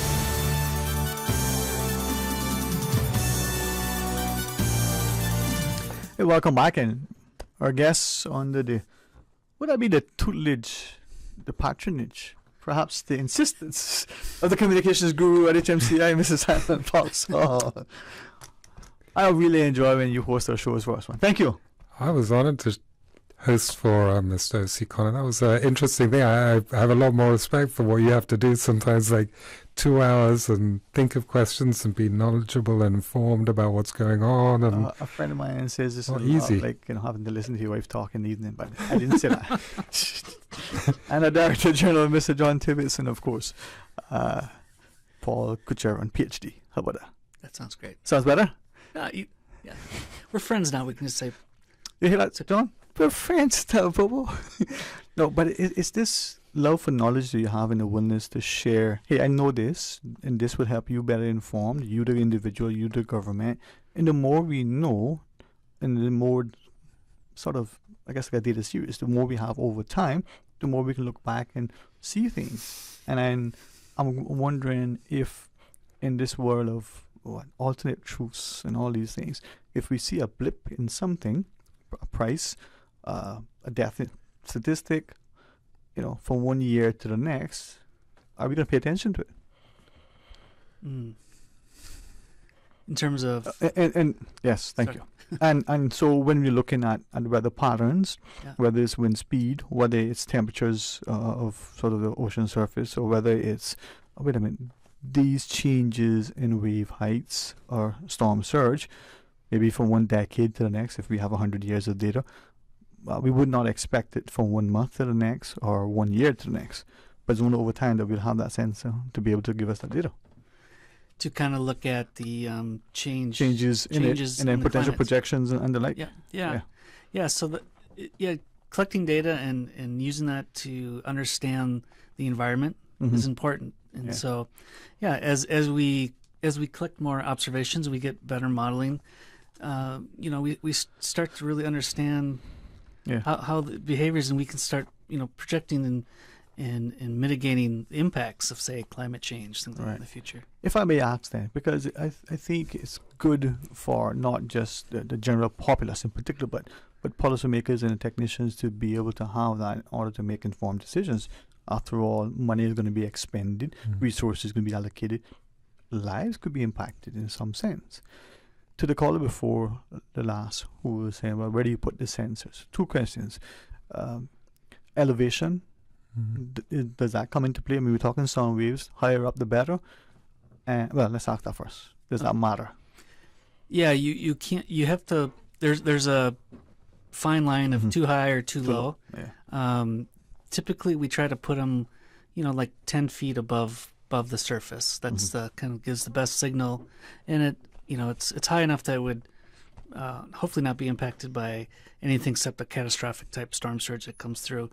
But yeah, so it is important. Yeah. And before we take this call, in the second question, I mean, implicitly his answer, but to his point, put the sensor on this side of the reef versus on this side of the reef. We have weather buoys out there and they're 4 or 5 feet above water in some cases, some lighthouses. Would placing sensors out at sea on those buoys or other things, would that add any meaningful data? Probably, to be honest, not a lot, because the storm surge is about when it starts going up on the shore, right? So in terms of measuring storm surge, it's really about what's the impact as it hits the coastal areas, right? So having them near the shoreline, or even you can have some right at the shoreline, right? It's really what's the impact to society and the humans, and that's the key point we want to measure. This is probably where one of the terms we use, counterintuitive, actually comes into play. You're looking at a storm sensor, but you don't want it in the sea. You want it on the shore. Yeah. Or close to the shore. Or close. It has to be it's going to be, for the most part, kind of like overlooking into the sea. Yeah. I think it is. If we were to put one of these sensors out beyond the reef, all right, for argument's sake, number one, is it collecting the data where we want it? All right, and number two, how's that sensor gonna survive out there for very long? Because you're essentially gonna have to, stick a pole down into the seabed and extend it up about 10, 15 feet up above. And then you want it to be stationary as well. You don't want it to be stationary undulating with the waves and level. Yeah, it's got to actually be. It's always a challenge with the sensors, I think. Salt water is such a hostile environment. Yeah. And we Not see for it with... fish. Huh? Not for fish. No, it's a wonderful place to go and enjoy leisure time. It can be pretty crazy in a hurricane, though. But, I mean, it was... we've got 3 sensors that the UK Hydrographic Office put in to sort of monitor sea level, and one in the harbour, the tsunami wave monitor. Mm-hmm. And talking of the usefulness of that, I mean, John was saying, well, if something came from the west side by Swan we wouldn't get a warning, which is correct. The wave would just hit us. But if it comes from the east, we're probably going to pick up the wave in the sensor in Jamaica or some other place before it comes to us. So it's useful. But it's a pretty hostile environment, and I think having the fact that these solutions are quite reasonably priced, $500, makes them not, you see the channel. I was thinking when you talk about putting one at the sea or the backside of the reef, I was sort of pitching the channel markers and likewise. But then you have that. Yeah, right? the tip a little. Yeah. Well, the other thing is that you mentioned... we do have a caller in a minute, right? Okay. Yeah. You did mention the buoys and what have you. Yeah. Well, you realize the weather buoys themselves have their own instrument packs already. Yeah. So putting one of those out there is kind of redundant to get more information. And we'll come back to that. This is what you're utilizing. But yeah. You want to share something? No, I think that was let's take the call. Pretty well, yeah. All right. Yeah. Hey, thank you for listening. Thanks for joining. Welcome. Oh, you decided, you know what, you all don't want to talk to me. Done. To that caller? Hey, who knows, right? Maybe he just decided to hang up. Maybe he disconnected. Who knows? Can I jump in on a little No. Just ease away and wade into this. Come on. No jumping. So I was recently at this really interesting training in Hawaii. One of the presentations was this, talking about buoys at seas. We're talking about putting in a new subsea cable for communications. The Maya 1 and the other cable are actually sort of, I think, both over 20 years old now. Typically, the lifespan is about 25 years. So it could be a considerable investment for the Cayman Islands government. But what a lot of people are doing now, and this may not be possible, it's just something that's just being raised as we talk about, but you can make these smart cables now. Maybe you're aware of these, Dr. Kuchera, where you can actually, measure the sea level above the cable, so you get a better sense of climate change induced sea level rise, and then also you can get an early warning system a little bit for earthquakes and tsunamis. And that was kind of an interesting project. I just don't know how much it would cost to make our cable, if we put in a new cable, a smart cable, because data is money these days. It's the new gold, they say, is data. So I don't know. Yeah, I'm honestly not familiar with that smart cable technology, but man, it seems like that would be a great innovation, right? To just, as you said, increase the amount of data that we collect to understand what's going on in the environment. So yeah. Mm-hmm. And as I listen, I'm recognizing increasingly not just the data and the potential for career expansion, but the resource that we could have from that information within the region to supply. I'm hopeful that we leverage the relations that we've been able over the years to build upon, and give more for universities, more for corporations, more for governments. Well, and data, when we collect data, whether it's temperature data or wind data or whatever kind of data you're going to collect, it might have one purpose for Simon, but it might have a totally different purpose for me. Okay? And it might have a even more different purpose for Paul. So, once you start to collect information and you start to collect data and what have you, and there's an awareness that data is being collected, don't be surprised to see some things coming out of the woodworks and some potential research projects and all this kind of stuff on various matters. But with that in mind, and recognizing that some interesting words we've used recently, you got to monetize that relation, that data. You've made this open source as part of that research base, but increasingly, even taking free information, many can take and utilize that in a way that becomes proprietary and they make a lot of money. But having access to it, having the aptitude to be able to understand what you've just taken. An accountant can look at, a spreadsheet and say, okay, the company made so much money in profits and this was its tax and what have you. But with proper analysis, you can extrapolate a lot more information if you understand that. Right, Dr. Paul? That is correct. Yeah, I like to use the term fit for purpose. So yeah, right. So the data might be used for research to better understand the modeling, like storm surge modeling, but then it could also be used for other purposes that for making decisions, right? So it's kind of like this providing the information for service to society. So overall, you want everybody to learn and gain and have better lives, better early warnings. So yeah, I think it's great, and I wish more data would be open source because it just overall provides the good for everybody. The greater good we hear about. Mr. Boxer, before we go to the break. Yeah. Just to add, farmers, for instance, could make decisions based on this information. But interestingly, I think AccuWeather got bought out by IBM, for $4 billion or something. They're using this sort of weather information now. They look out 10 days or 15, 20 days out and, how much ice cream do we need to have in the supermarket to anticipate?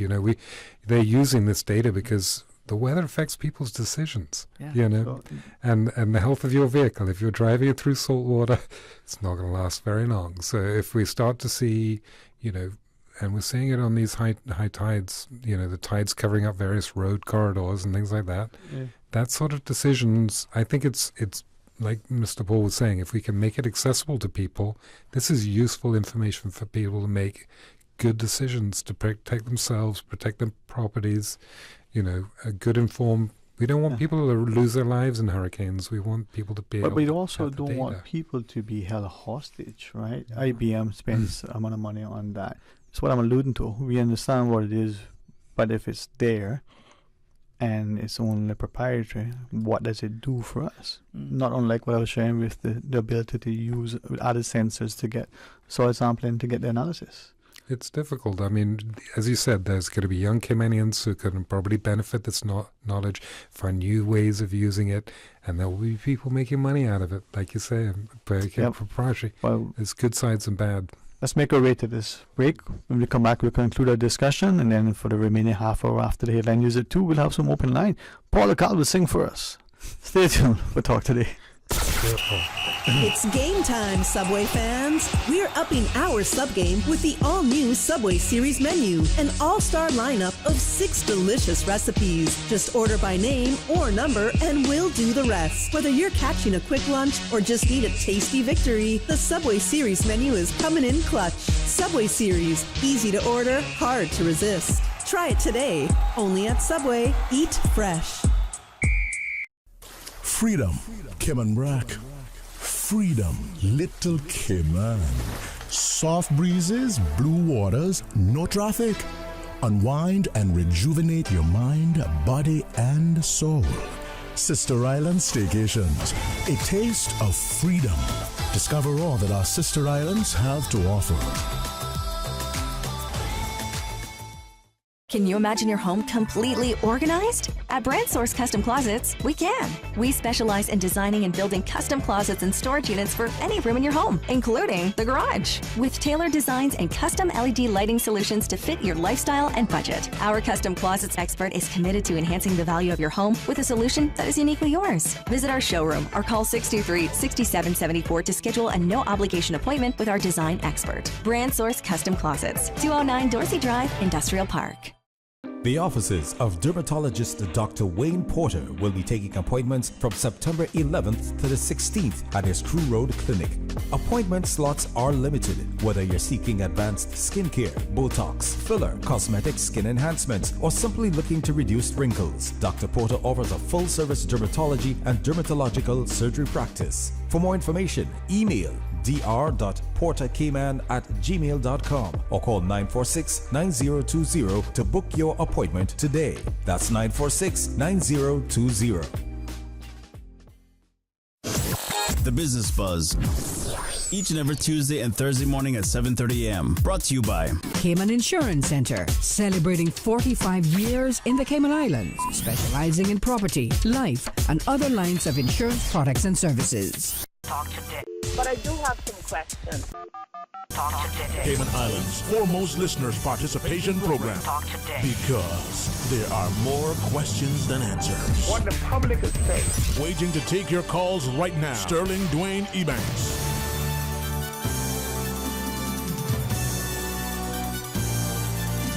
Hey, welcome back, and thanks for joining us for a new few more minutes and under the auspices of HMCI and the tutelage of, can we call him Dr. Simon? Boxer? Honorary doctor. Honorary doctor.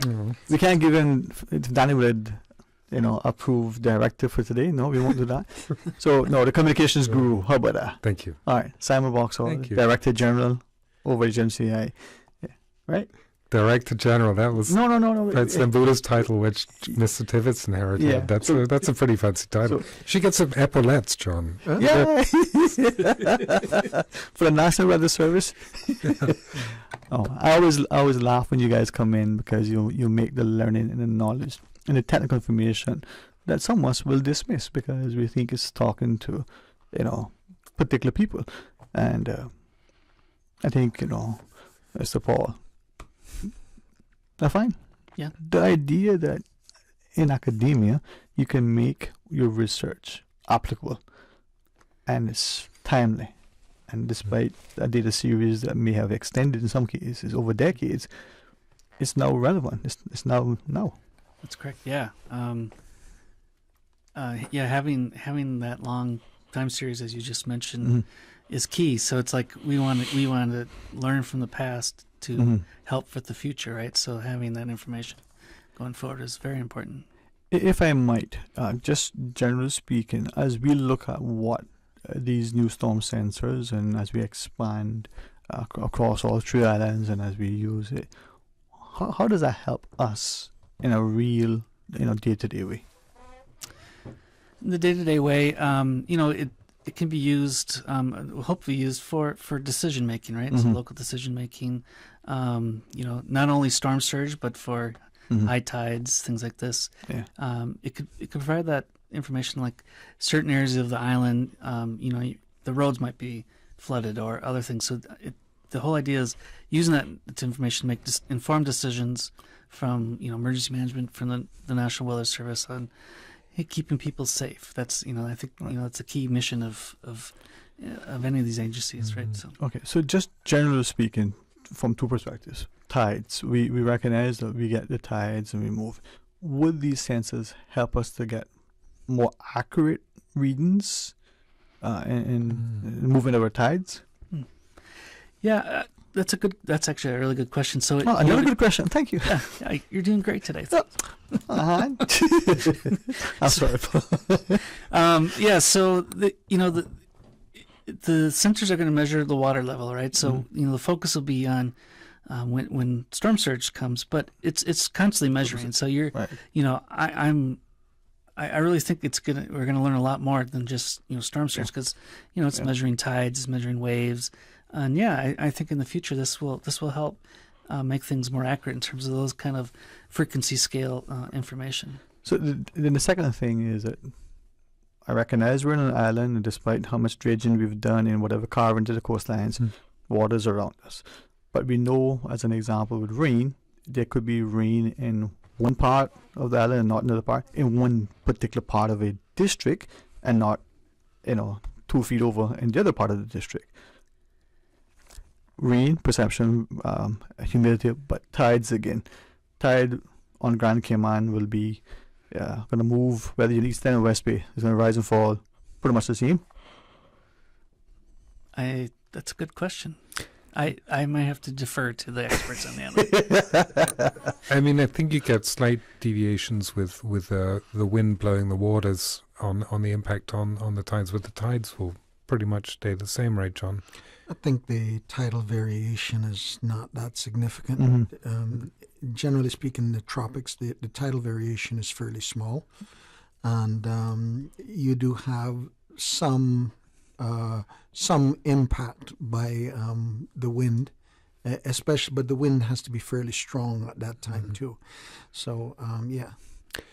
I mean, we are seeing, because we're so low-lying, that some of these low-lying areas, though, the high tides, particularly when you have these alignments of the sun and the moon and the bigger gravitational pull, that you get these extremely unusually high tides, even though, as John said, our tidal fluctuation is not very great, but it's enough to saturate the ground. So if you have a lot of rain as well, the ground is it's difficult to absorb. So you see a lot more flooding occurring. We don't have rivers in many areas. We don't have very much soil on top. Sometimes there's impermeable surfaces like caprock and tarmac.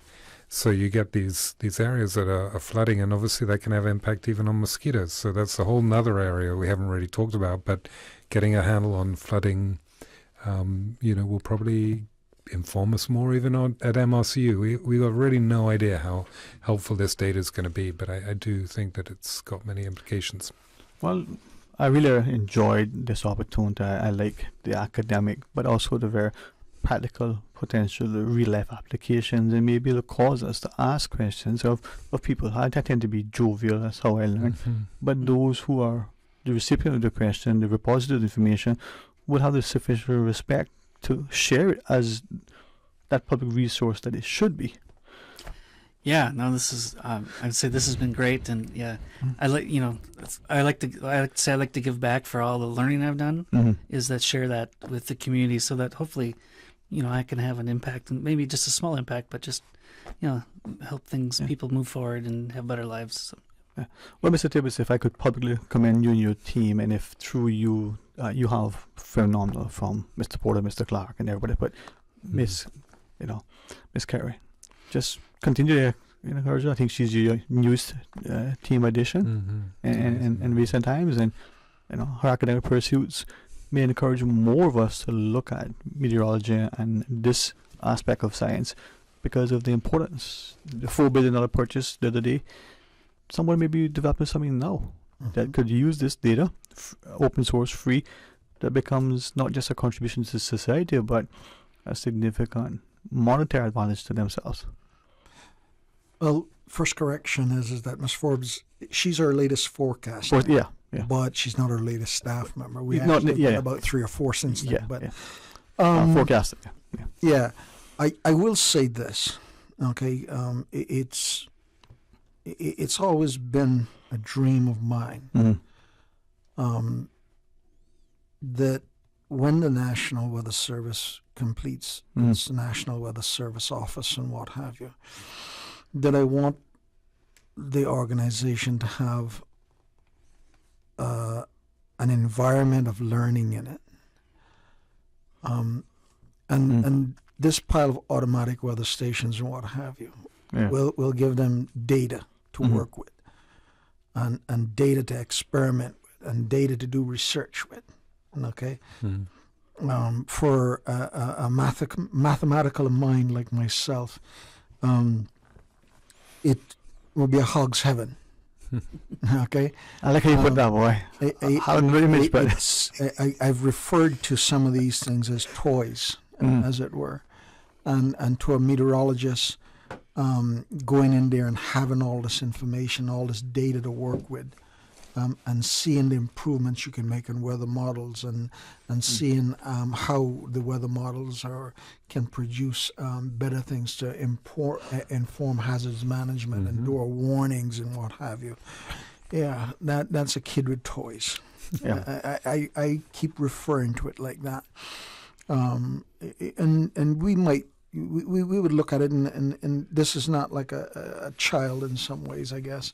I think this stuff the data is very important, and it's you have to be very highly educated to deal with the stuff, the data and stuff like that.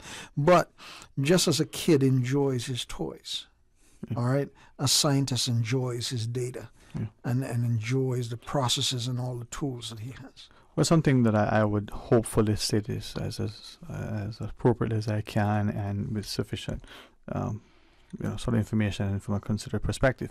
As you get these new toys, as you collect more data, as you present more public education information, that you give the raw data, you give the analysis, then you invite us as students in our primary, secondary schools, those who consider tertiary education, but even our amateur weather enthusiasts, to be able to access, to be able to have that increased public commentary, so that as we have those discussions, it's like crowdsourcing. We have more people weighing in. Some have a lot to contribute, but they never tapped. Some are precluded because they believe, I don't have that intellect. Well, it's true experience and expertise. And, Dr. Paul, that was one of the beautiful things having a conversation with you. The humility that we have sometimes is sorely lacking. You've exhibited greatly, so thank you. Thank you for that. You're welcome. You're welcome. All right. It's been great to be here. Yeah. All right. Mr. Tibbetts, always a pleasure to laugh with you, man. And thank you again to Mr. Communications Guru. Thank you so much, Dwayne. It's been an amazing opportunity again, and thank you to USAID, to NOAA. I know hopefully this data will benefit you too. We're going to try to make it available to the people in an accessible, easy format. But when I become governor, we'll do it. Okay, do that. But we definitely appreciate you coming down. And this was an exclusive for Radio Cayman. Nobody else got this. Hey, that's how it should be. Thanks. Thank you. I'm going to pause, take a break, and the remaining of the program will be, open line. And as I promised, I was going to wear my Cayman t-shirt. I did. So for those of you who don't like to see me all buffed, hey, too bad. Join me after the break. Radio Cayman, the voice, the heart, the soul of the Cayman Islands. Today's biggest news. Radio Cayman, your voice, your choice. Local, regional, international. This is Headlines from Radio Cayman's newsroom. Today's biggest news. Team Cayman will face off against Aruba this afternoon in the 2023-2024 CONCACAF Nations League. This afternoon's match in Group B under League C will see Cayman national men's football team kick off against Aruba at 3:30 p.m. at the Truman Bodden Sports Stadium. You don't want to miss it. Good afternoon once again. I'm Dion Anglin with your headlines. In news elsewhere, at least 150 people have died after a powerful storm caused severe flooding in eastern Libya. An official there has said Storm Daniel made landfall in the North African nation over the weekend, prompting authorities to declare a state of extreme emergency. Last week it killed a dozen people in Europe. 7 Libyan army personnel have gone missing during ongoing rescue efforts. Officials in eastern Libya have imposed a curfew while schools and shops have been ordered to stay closed. And former dancers have said there is a long-running toxic culture of body shaming and bullying at 2 of the UK's most prestigious ballet schools. The BBC has spoken to more than 50 ex-students of the Royal Ballet School and Elmhurst Ballet School who attended between 2004 and 2022. Many described developing eating disorders, while some said they had been left with mental health problems. Both schools dispute the accounts given to the BBC. That's a wrap of your headlines. I'm Dion Anglin. Today's biggest news. Radio Cayman, your voice, your choice. Local, regional, international. This is Headlines from Radio Cayman's newsroom. Today's biggest news. All aboard the Pizza Boat! Cayman's newest pizzeria. Birthday parties, office luncheons, summer camps, game night. Whatever your occasion, bring the fun with Pizza Boat. A Cayman twist to pizza. Bringing fusion ingredients from all over the globe to give you locally inspired fresh pizzas all day, every day. What's more, now you can enjoy a boat-shaped pizza with toppings of your choice. It's Pizza Boat. Pizza Boat, now open in Queens Court on West Bay Road. Pick up or delivery 949-0000 or order online www.pizzaboat.ky. Pizza Boat. Experience the ultimate pizza voyage. Talk today. But I do have some questions. Talk today. Cayman Islands' foremost listeners participation program. Talk today. Because there are more questions than answers. What the public is saying. Waiting to take your calls right now. Sterling Dwayne Ebanks.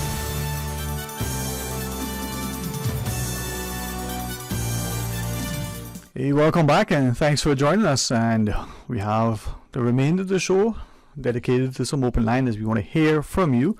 As planned, thanks again to Mr. Simon Boxall and the team over at HMCI, or Hazard Management. We're planned on this day to come in and have the discussion that we had, and to be able to present to our public not just an opportunity to look back at the passage of heaven, but to look forward.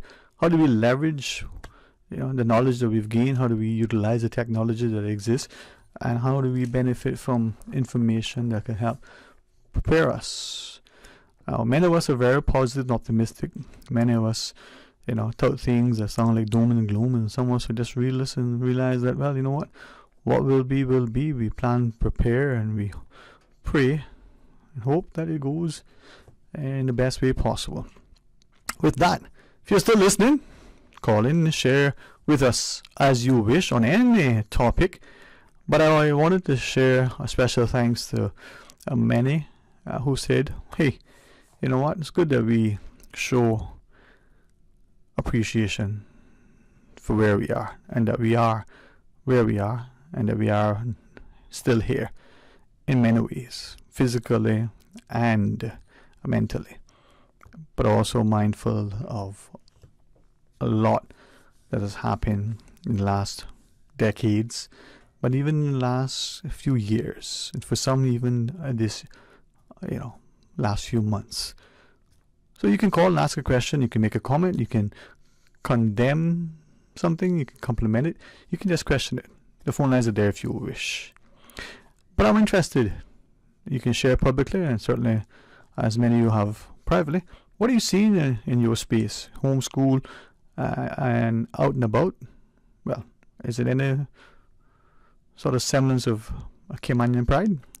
Let's take this call. Welcome. Thanks for calling.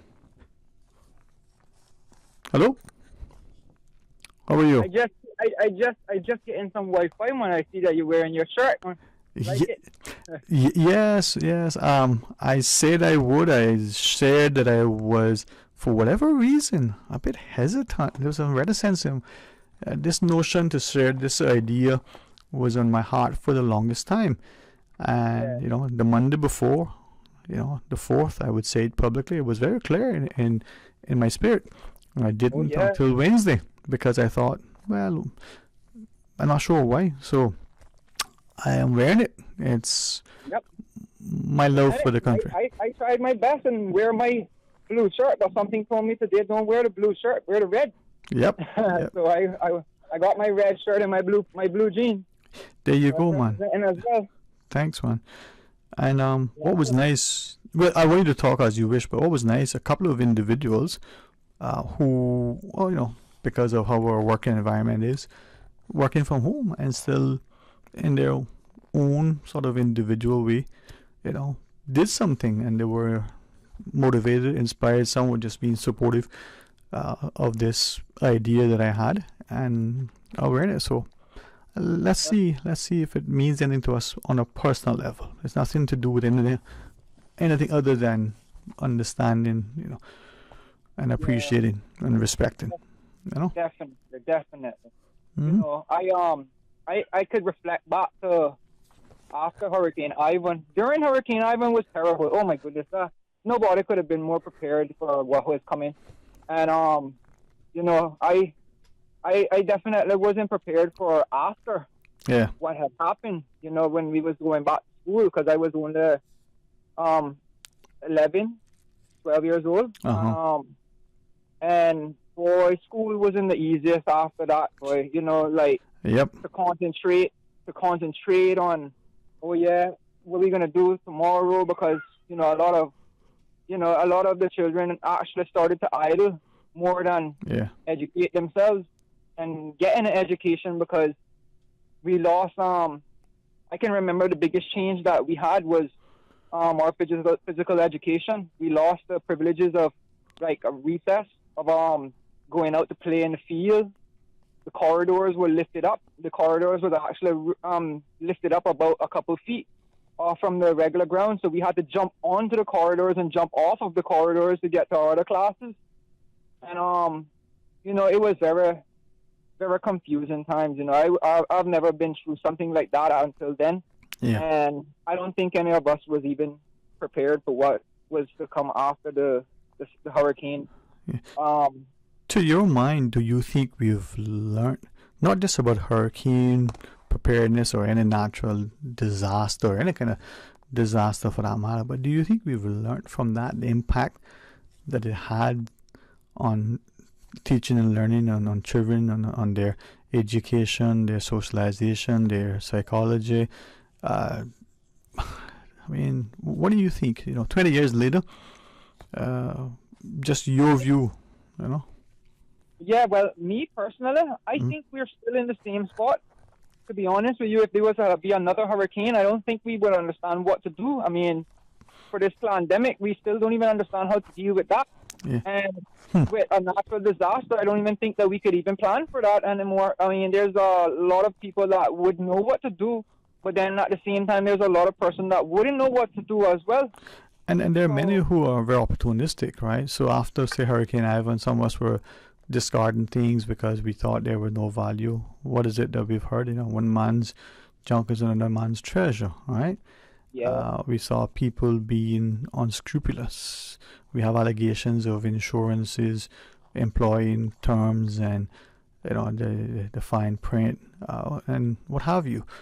We see, I guess, practices in rebuilding, and not just on a global level. If you just look at what happens here, I wonder if we are looking at our society and appreciating what is it we have done, what are we doing, how do we do it, what does it mean to be a community, to be human. Yeah, I like how it was when it was rebuilt, when we had recovered from our disaster. I remember when how I would say this now, the people that left and came back, how they entered back into the society as no care. I could remember the no care towards the trauma. Oh well, why don't you bring your clean school uniform? Maybe the school uniform I had was my old school uniform. Yeah. And because the new school uniforms are not available, and so a lack of I remember when they divided us from school. Yeah. When there was, because we have four houses in the schools: Wahoo, Tarpon, Marlin, and Dolphin. And I could remember they dividing us up, and then they put it as New Horizon, Leading Edge, and East Pace, and I can't remember the other one. And you remember when I was talking about the isolation part and dividing us and trying to. It's been years of experience that we had for this type of thing. The pandemic was just only a little small plan for the future, what it was hoping that it might have worked. But as I listen to you, I'm wondering, as a community, are we willing to still talk and engage as we reflect on things with a mindset to look at it and see how we can benefit? Many of us probably have forgotten some of the things you shared, not only the students, the parents, but the wider populace. Oh yeah, that's true. Yeah, did they have to have school over here because they couldn't have it there? They had to have it this way. But I wonder if out of that, they say necessity is the mother of invention. I wonder that if we have found ways to be more responsive, to be more resourceful, to be positioned in such a way that we can get more and better that actually adds value, or if we're just want to go back to the same old same. It didn't work then, but let's not bother to try anything new, right? Yeah. Also, another thing I wanted to bring up with this remembering what after Ivan, I was listening to the premier talking today, this morning on Mr. Orritt's show. I was thinking about what he was talking about with the future proofing our island, right? And I was just thinking, how can we future proof the island if it doesn't have any future? If the island doesn't have a future, what future proofing is happening. We're changing things right now to better the future. But if we keep changing, how is that future proof? Right. Well, it's interesting you share that, because I heard a number of individuals reflect on that conversation and ask the question, to what extent are we either consciously or unconsciously excluding Caymanians from our future? Not just the cost of living and access to housing, jobs and the like, but what are we doing to make us? One of the fellas, and that could be male or female, I use that term like guys, be mindful, shared that in architecture there's this concept, less is more. And we seem to be chasing more and bigger and better, and we believe that that's, the be all and end all. And it's not just the minimalist approach to design.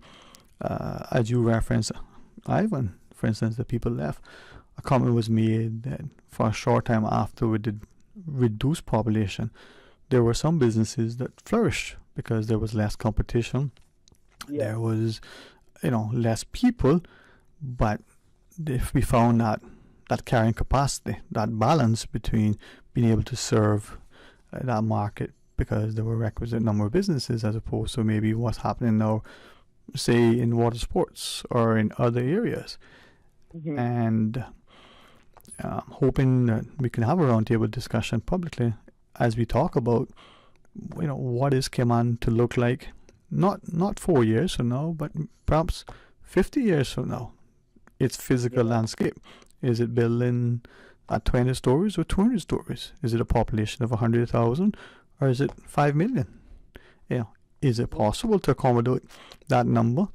But does that come over 10 years or over a century? It's interesting that we seem to have the knowledge, but perhaps the unwillingness to discuss. Yeah, but I really do care a lot about our island. Mm-hmm.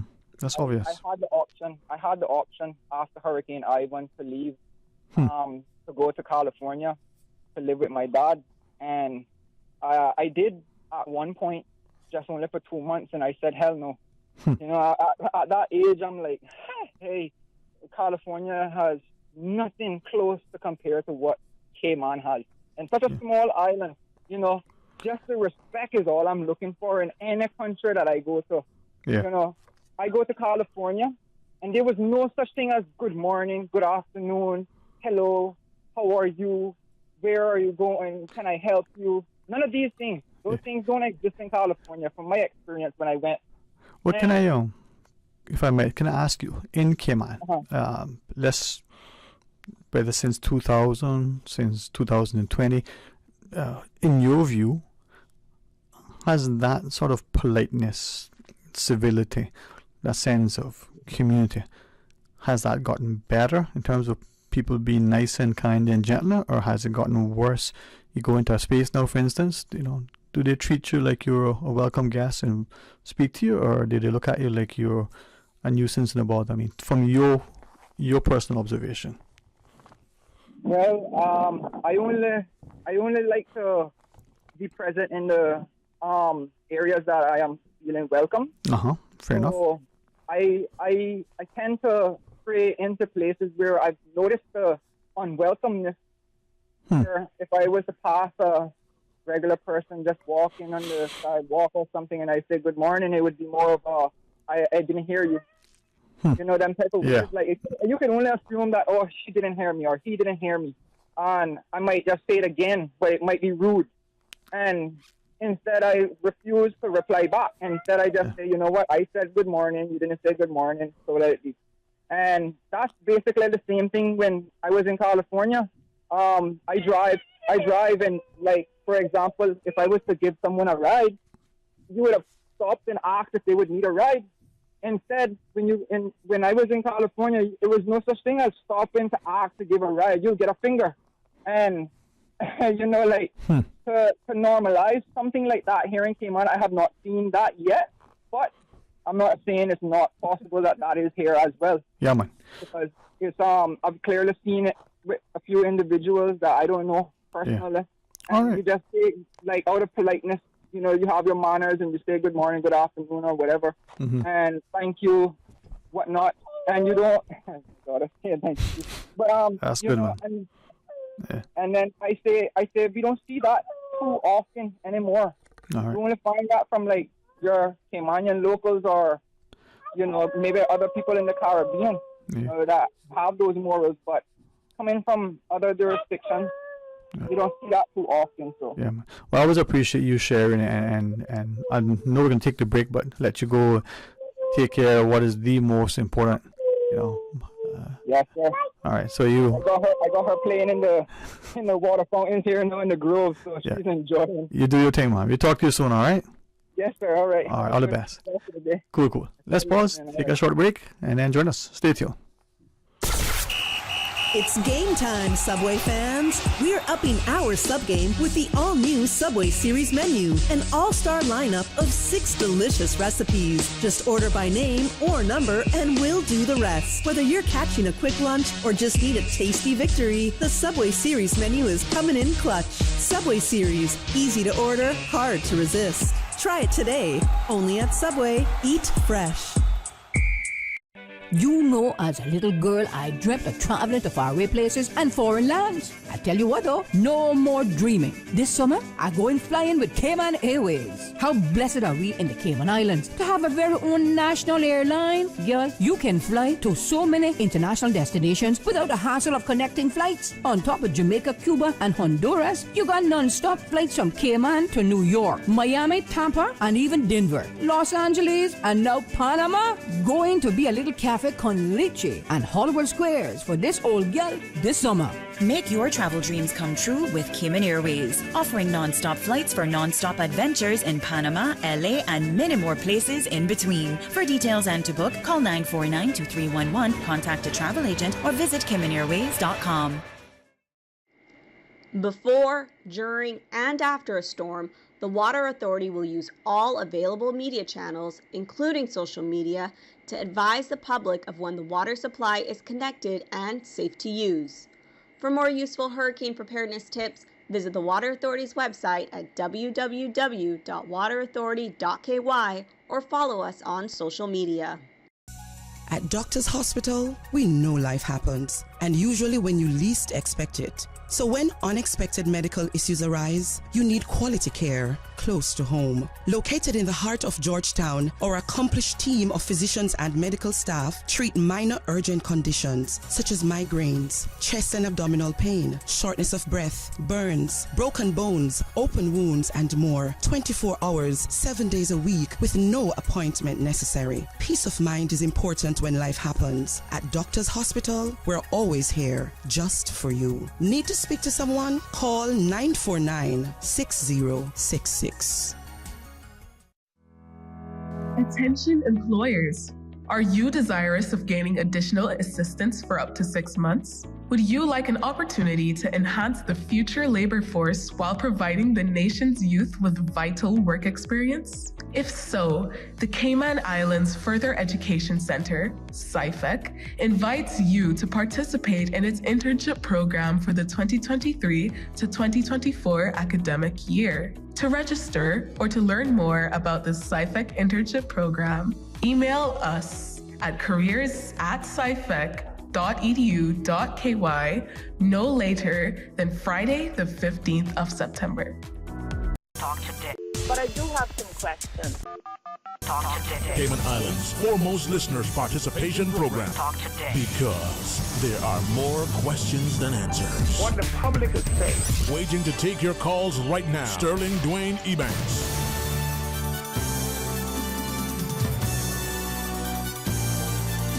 Hey, welcome back, and thanks for sharing this open line. Let's go straight to this caller. Welcome. Thanks for calling. Hello, Mr. Sterling. How you doing? I am excellent. How about you? I'm great. You sound like you would be. Here on the bluff. Yeah, we're doing well on the bluff today. I bet you can see as far, probably even to... clear today, yeah. Yeah. It's almost a little. But it could be clearer than it normally is, Mm-hmm. Usually you can see the trees and little, so not today. You see it, but not like that. Okay. But anyway, I guess you're jealous you living down there, no? I mean, you gotta be like that, man. Of course. I'm sorry, I need move over here. Okay, so I'm hearing you say you got a piece of land for me? I'm always selling something. All right, my message, we're looking for a thing in the brack and a piece of the Land water. is the easiest. Yeah. And you, of all people, should have a piece of land on this bluff anyway. I like how people assume, boy. Thank you. All right. Okay. I assuming. I didn't say I was assuming. I said you, of all people. No. I didn't say you were assuming. I said, anyway. Okay. Anyways. All right. I'm calling to find out when we can get the other radio station back on. Nobody not saying that. When a PR person over at Radio came on, me and a little Curtis post on Facebook telling us over here, on the Brockers, just letting us know it's going to be another month before we can get that Breeze FM back online, or the intermittent service of the 89.9 grind that feeds us, I think, 91.9, but you can correct me if that's the wrong one. There's only one on now. The other one that does the Breeze FM, I guess is a feed from Grand. That's been gone now for weeks. And, quite a bit. I know that we sent something out, and I saw it, and I do apologize. I didn't commit it to memory. So let us get an answer for So it. why didn't I roll in a commercial on your show about it? When Brackers listen the most. Yeah. I can only say to you that it's nothing to do with our lack of respect and appreciation for our service, especially to the BRAC. So I know it's been attended to. But we need the service back. We need the other station. Definitely. And we need to know. I mean, if you don't know, someone call me back and tell me, 917-8885, and tell me what's happening with the radio station, the other one up here. When are we going to get it back online? That's all we want to know. You know? 917-8885. See, when we don't have Radio came on, that's how important you all are to us, because we're the only one up here. Yeah, okay. I will ask, and I will message you, and then you're a great influencer, so you'll be able to go door to door and tell everybody. You see you? Anyways. Yeah, you see have me? a good afternoon. Thank you for letting me bring this up, because I've been bringing it up. Nobody's been responding on it. And that's bad PR. Radio came on. Okay. All right. All right. Good afternoon. Bye. You take care. You know, one of the many reasons why I love this place, I love the people. And not just Caymaners like the caller who go back generations, but those who may have just recently got sworn in. To all who have come. There are many changes that the caller just before they shared that they're seeing changes, not always the best, but it's because of us. Are we accepting the impoliteness and the disrespect? Are we prepared to stand in the gap and do that thing that makes it better? Better from the perspective that we're safer. If we walk in the dikes to look at the nature, if we're out exercising, whether we're taking our dogs for a walk, what are we doing? We're reminded sometimes that we do the right thing not because of who's looking, but because we know it's the right thing. Take, for instance, whether you're in your neighborhood or you're in some very remote, inaccessible place, and you, as an example, have your dog. Maybe you have a bag. Do you pick up what the dog leaves and take it back, properly dispose of it? Are you in those remote places because you say, well, it's a dog, nobody's going to be bothered? But maybe it's not your dog. Maybe it's the bottle of water or the other drink of choice that you have in your hand. Plastic, paper, aluminum, glass, or whatever the container. Do you take it back and dispose of it properly? But maybe it's not in the remote area. Maybe you're in the car park. Maybe you're just walking across the street. That may seem insignificant. But is it? And maybe it's not that thing you're doing with respect to your interaction with nature, whether it's in the sea or on the land, but maybe it's with your coworker or your customer. Maybe it's your neighbor. Maybe you're going in and out of the supermarket. Do you exchange pleasantries? Are you gruff? Do you hold the door open with a pleasing personality, or there's an expectation or something? Is it looking at the person that's coming in and, as they say, they make them feel away? Many things are happening. Perhaps today, as we reflect on this day in history. Whether you're like some of our friends who look at what's happening in Chile and the 50th celebration of, depending on the side of history that you look at, the overthrow of a democratic elected government and the installation of a dictator, or perhaps you're seeing the removal of something that wasn't perceived as what it was presented. Or maybe it wasn't just that. It was the incident that occurred in New York that many who were working here on that day in Cayman had clientele, had customers and co-workers working in some of those buildings, from the building 7 as they call it to the others. Or maybe it wasn't that. Maybe there were other things that transpired. Maybe it was in fact the passage of Hurricane Ivan. You had just come to Cayman, or you've been here for the longest of times. The question is, what does it mean for us as people? And what are we doing as we go about our lives? Are we prepared to continue to bury our heads in the sand, to be perhaps consumed at our businesses, so increasingly we're building and we're making, our billions? Or is it that the legacy we want is about contributing in a positive way? But it's also about asking and expecting and demanding greater accountability, respect, decency, and a sobering sense of civility. The U.S. will go into an election next year, and we're going to probably see a lot of things happen. We ourselves will face one imminently as well. And there is going to be much that transpire. Are we actively engaged in our society and prepared to work together? It doesn't mean that you stay quiet and only, if you'd allow me to use the colloquial parlance, beat up our gums in private. But then when we speak publicly, we speak from an informed, respectful position. We offer up a considered opinion, and we're prepared to acknowledge that sometimes the thing we say is inaccurate, and we are our respective apologies, or that we're convinced that what it is, even though we're the lone voice, that we'll still stand in the gap. And many times we're frightened by our own shadows, and other times we'll face the giants. Well, what will we be? Again, today is a great day to be reminded of the importance of perhaps why we're expected to be at the top of the food chain. For those who subscribe to it, why we've been called to be given dominion over things. Are we working together to ensure our society is healthier, safer? Well, the question is, but what is the answer? Until tomorrow, we invite you to have a wonderful afternoon and ask you to rejoin us then. Stay tuned to all that Radio Cayman has to offer.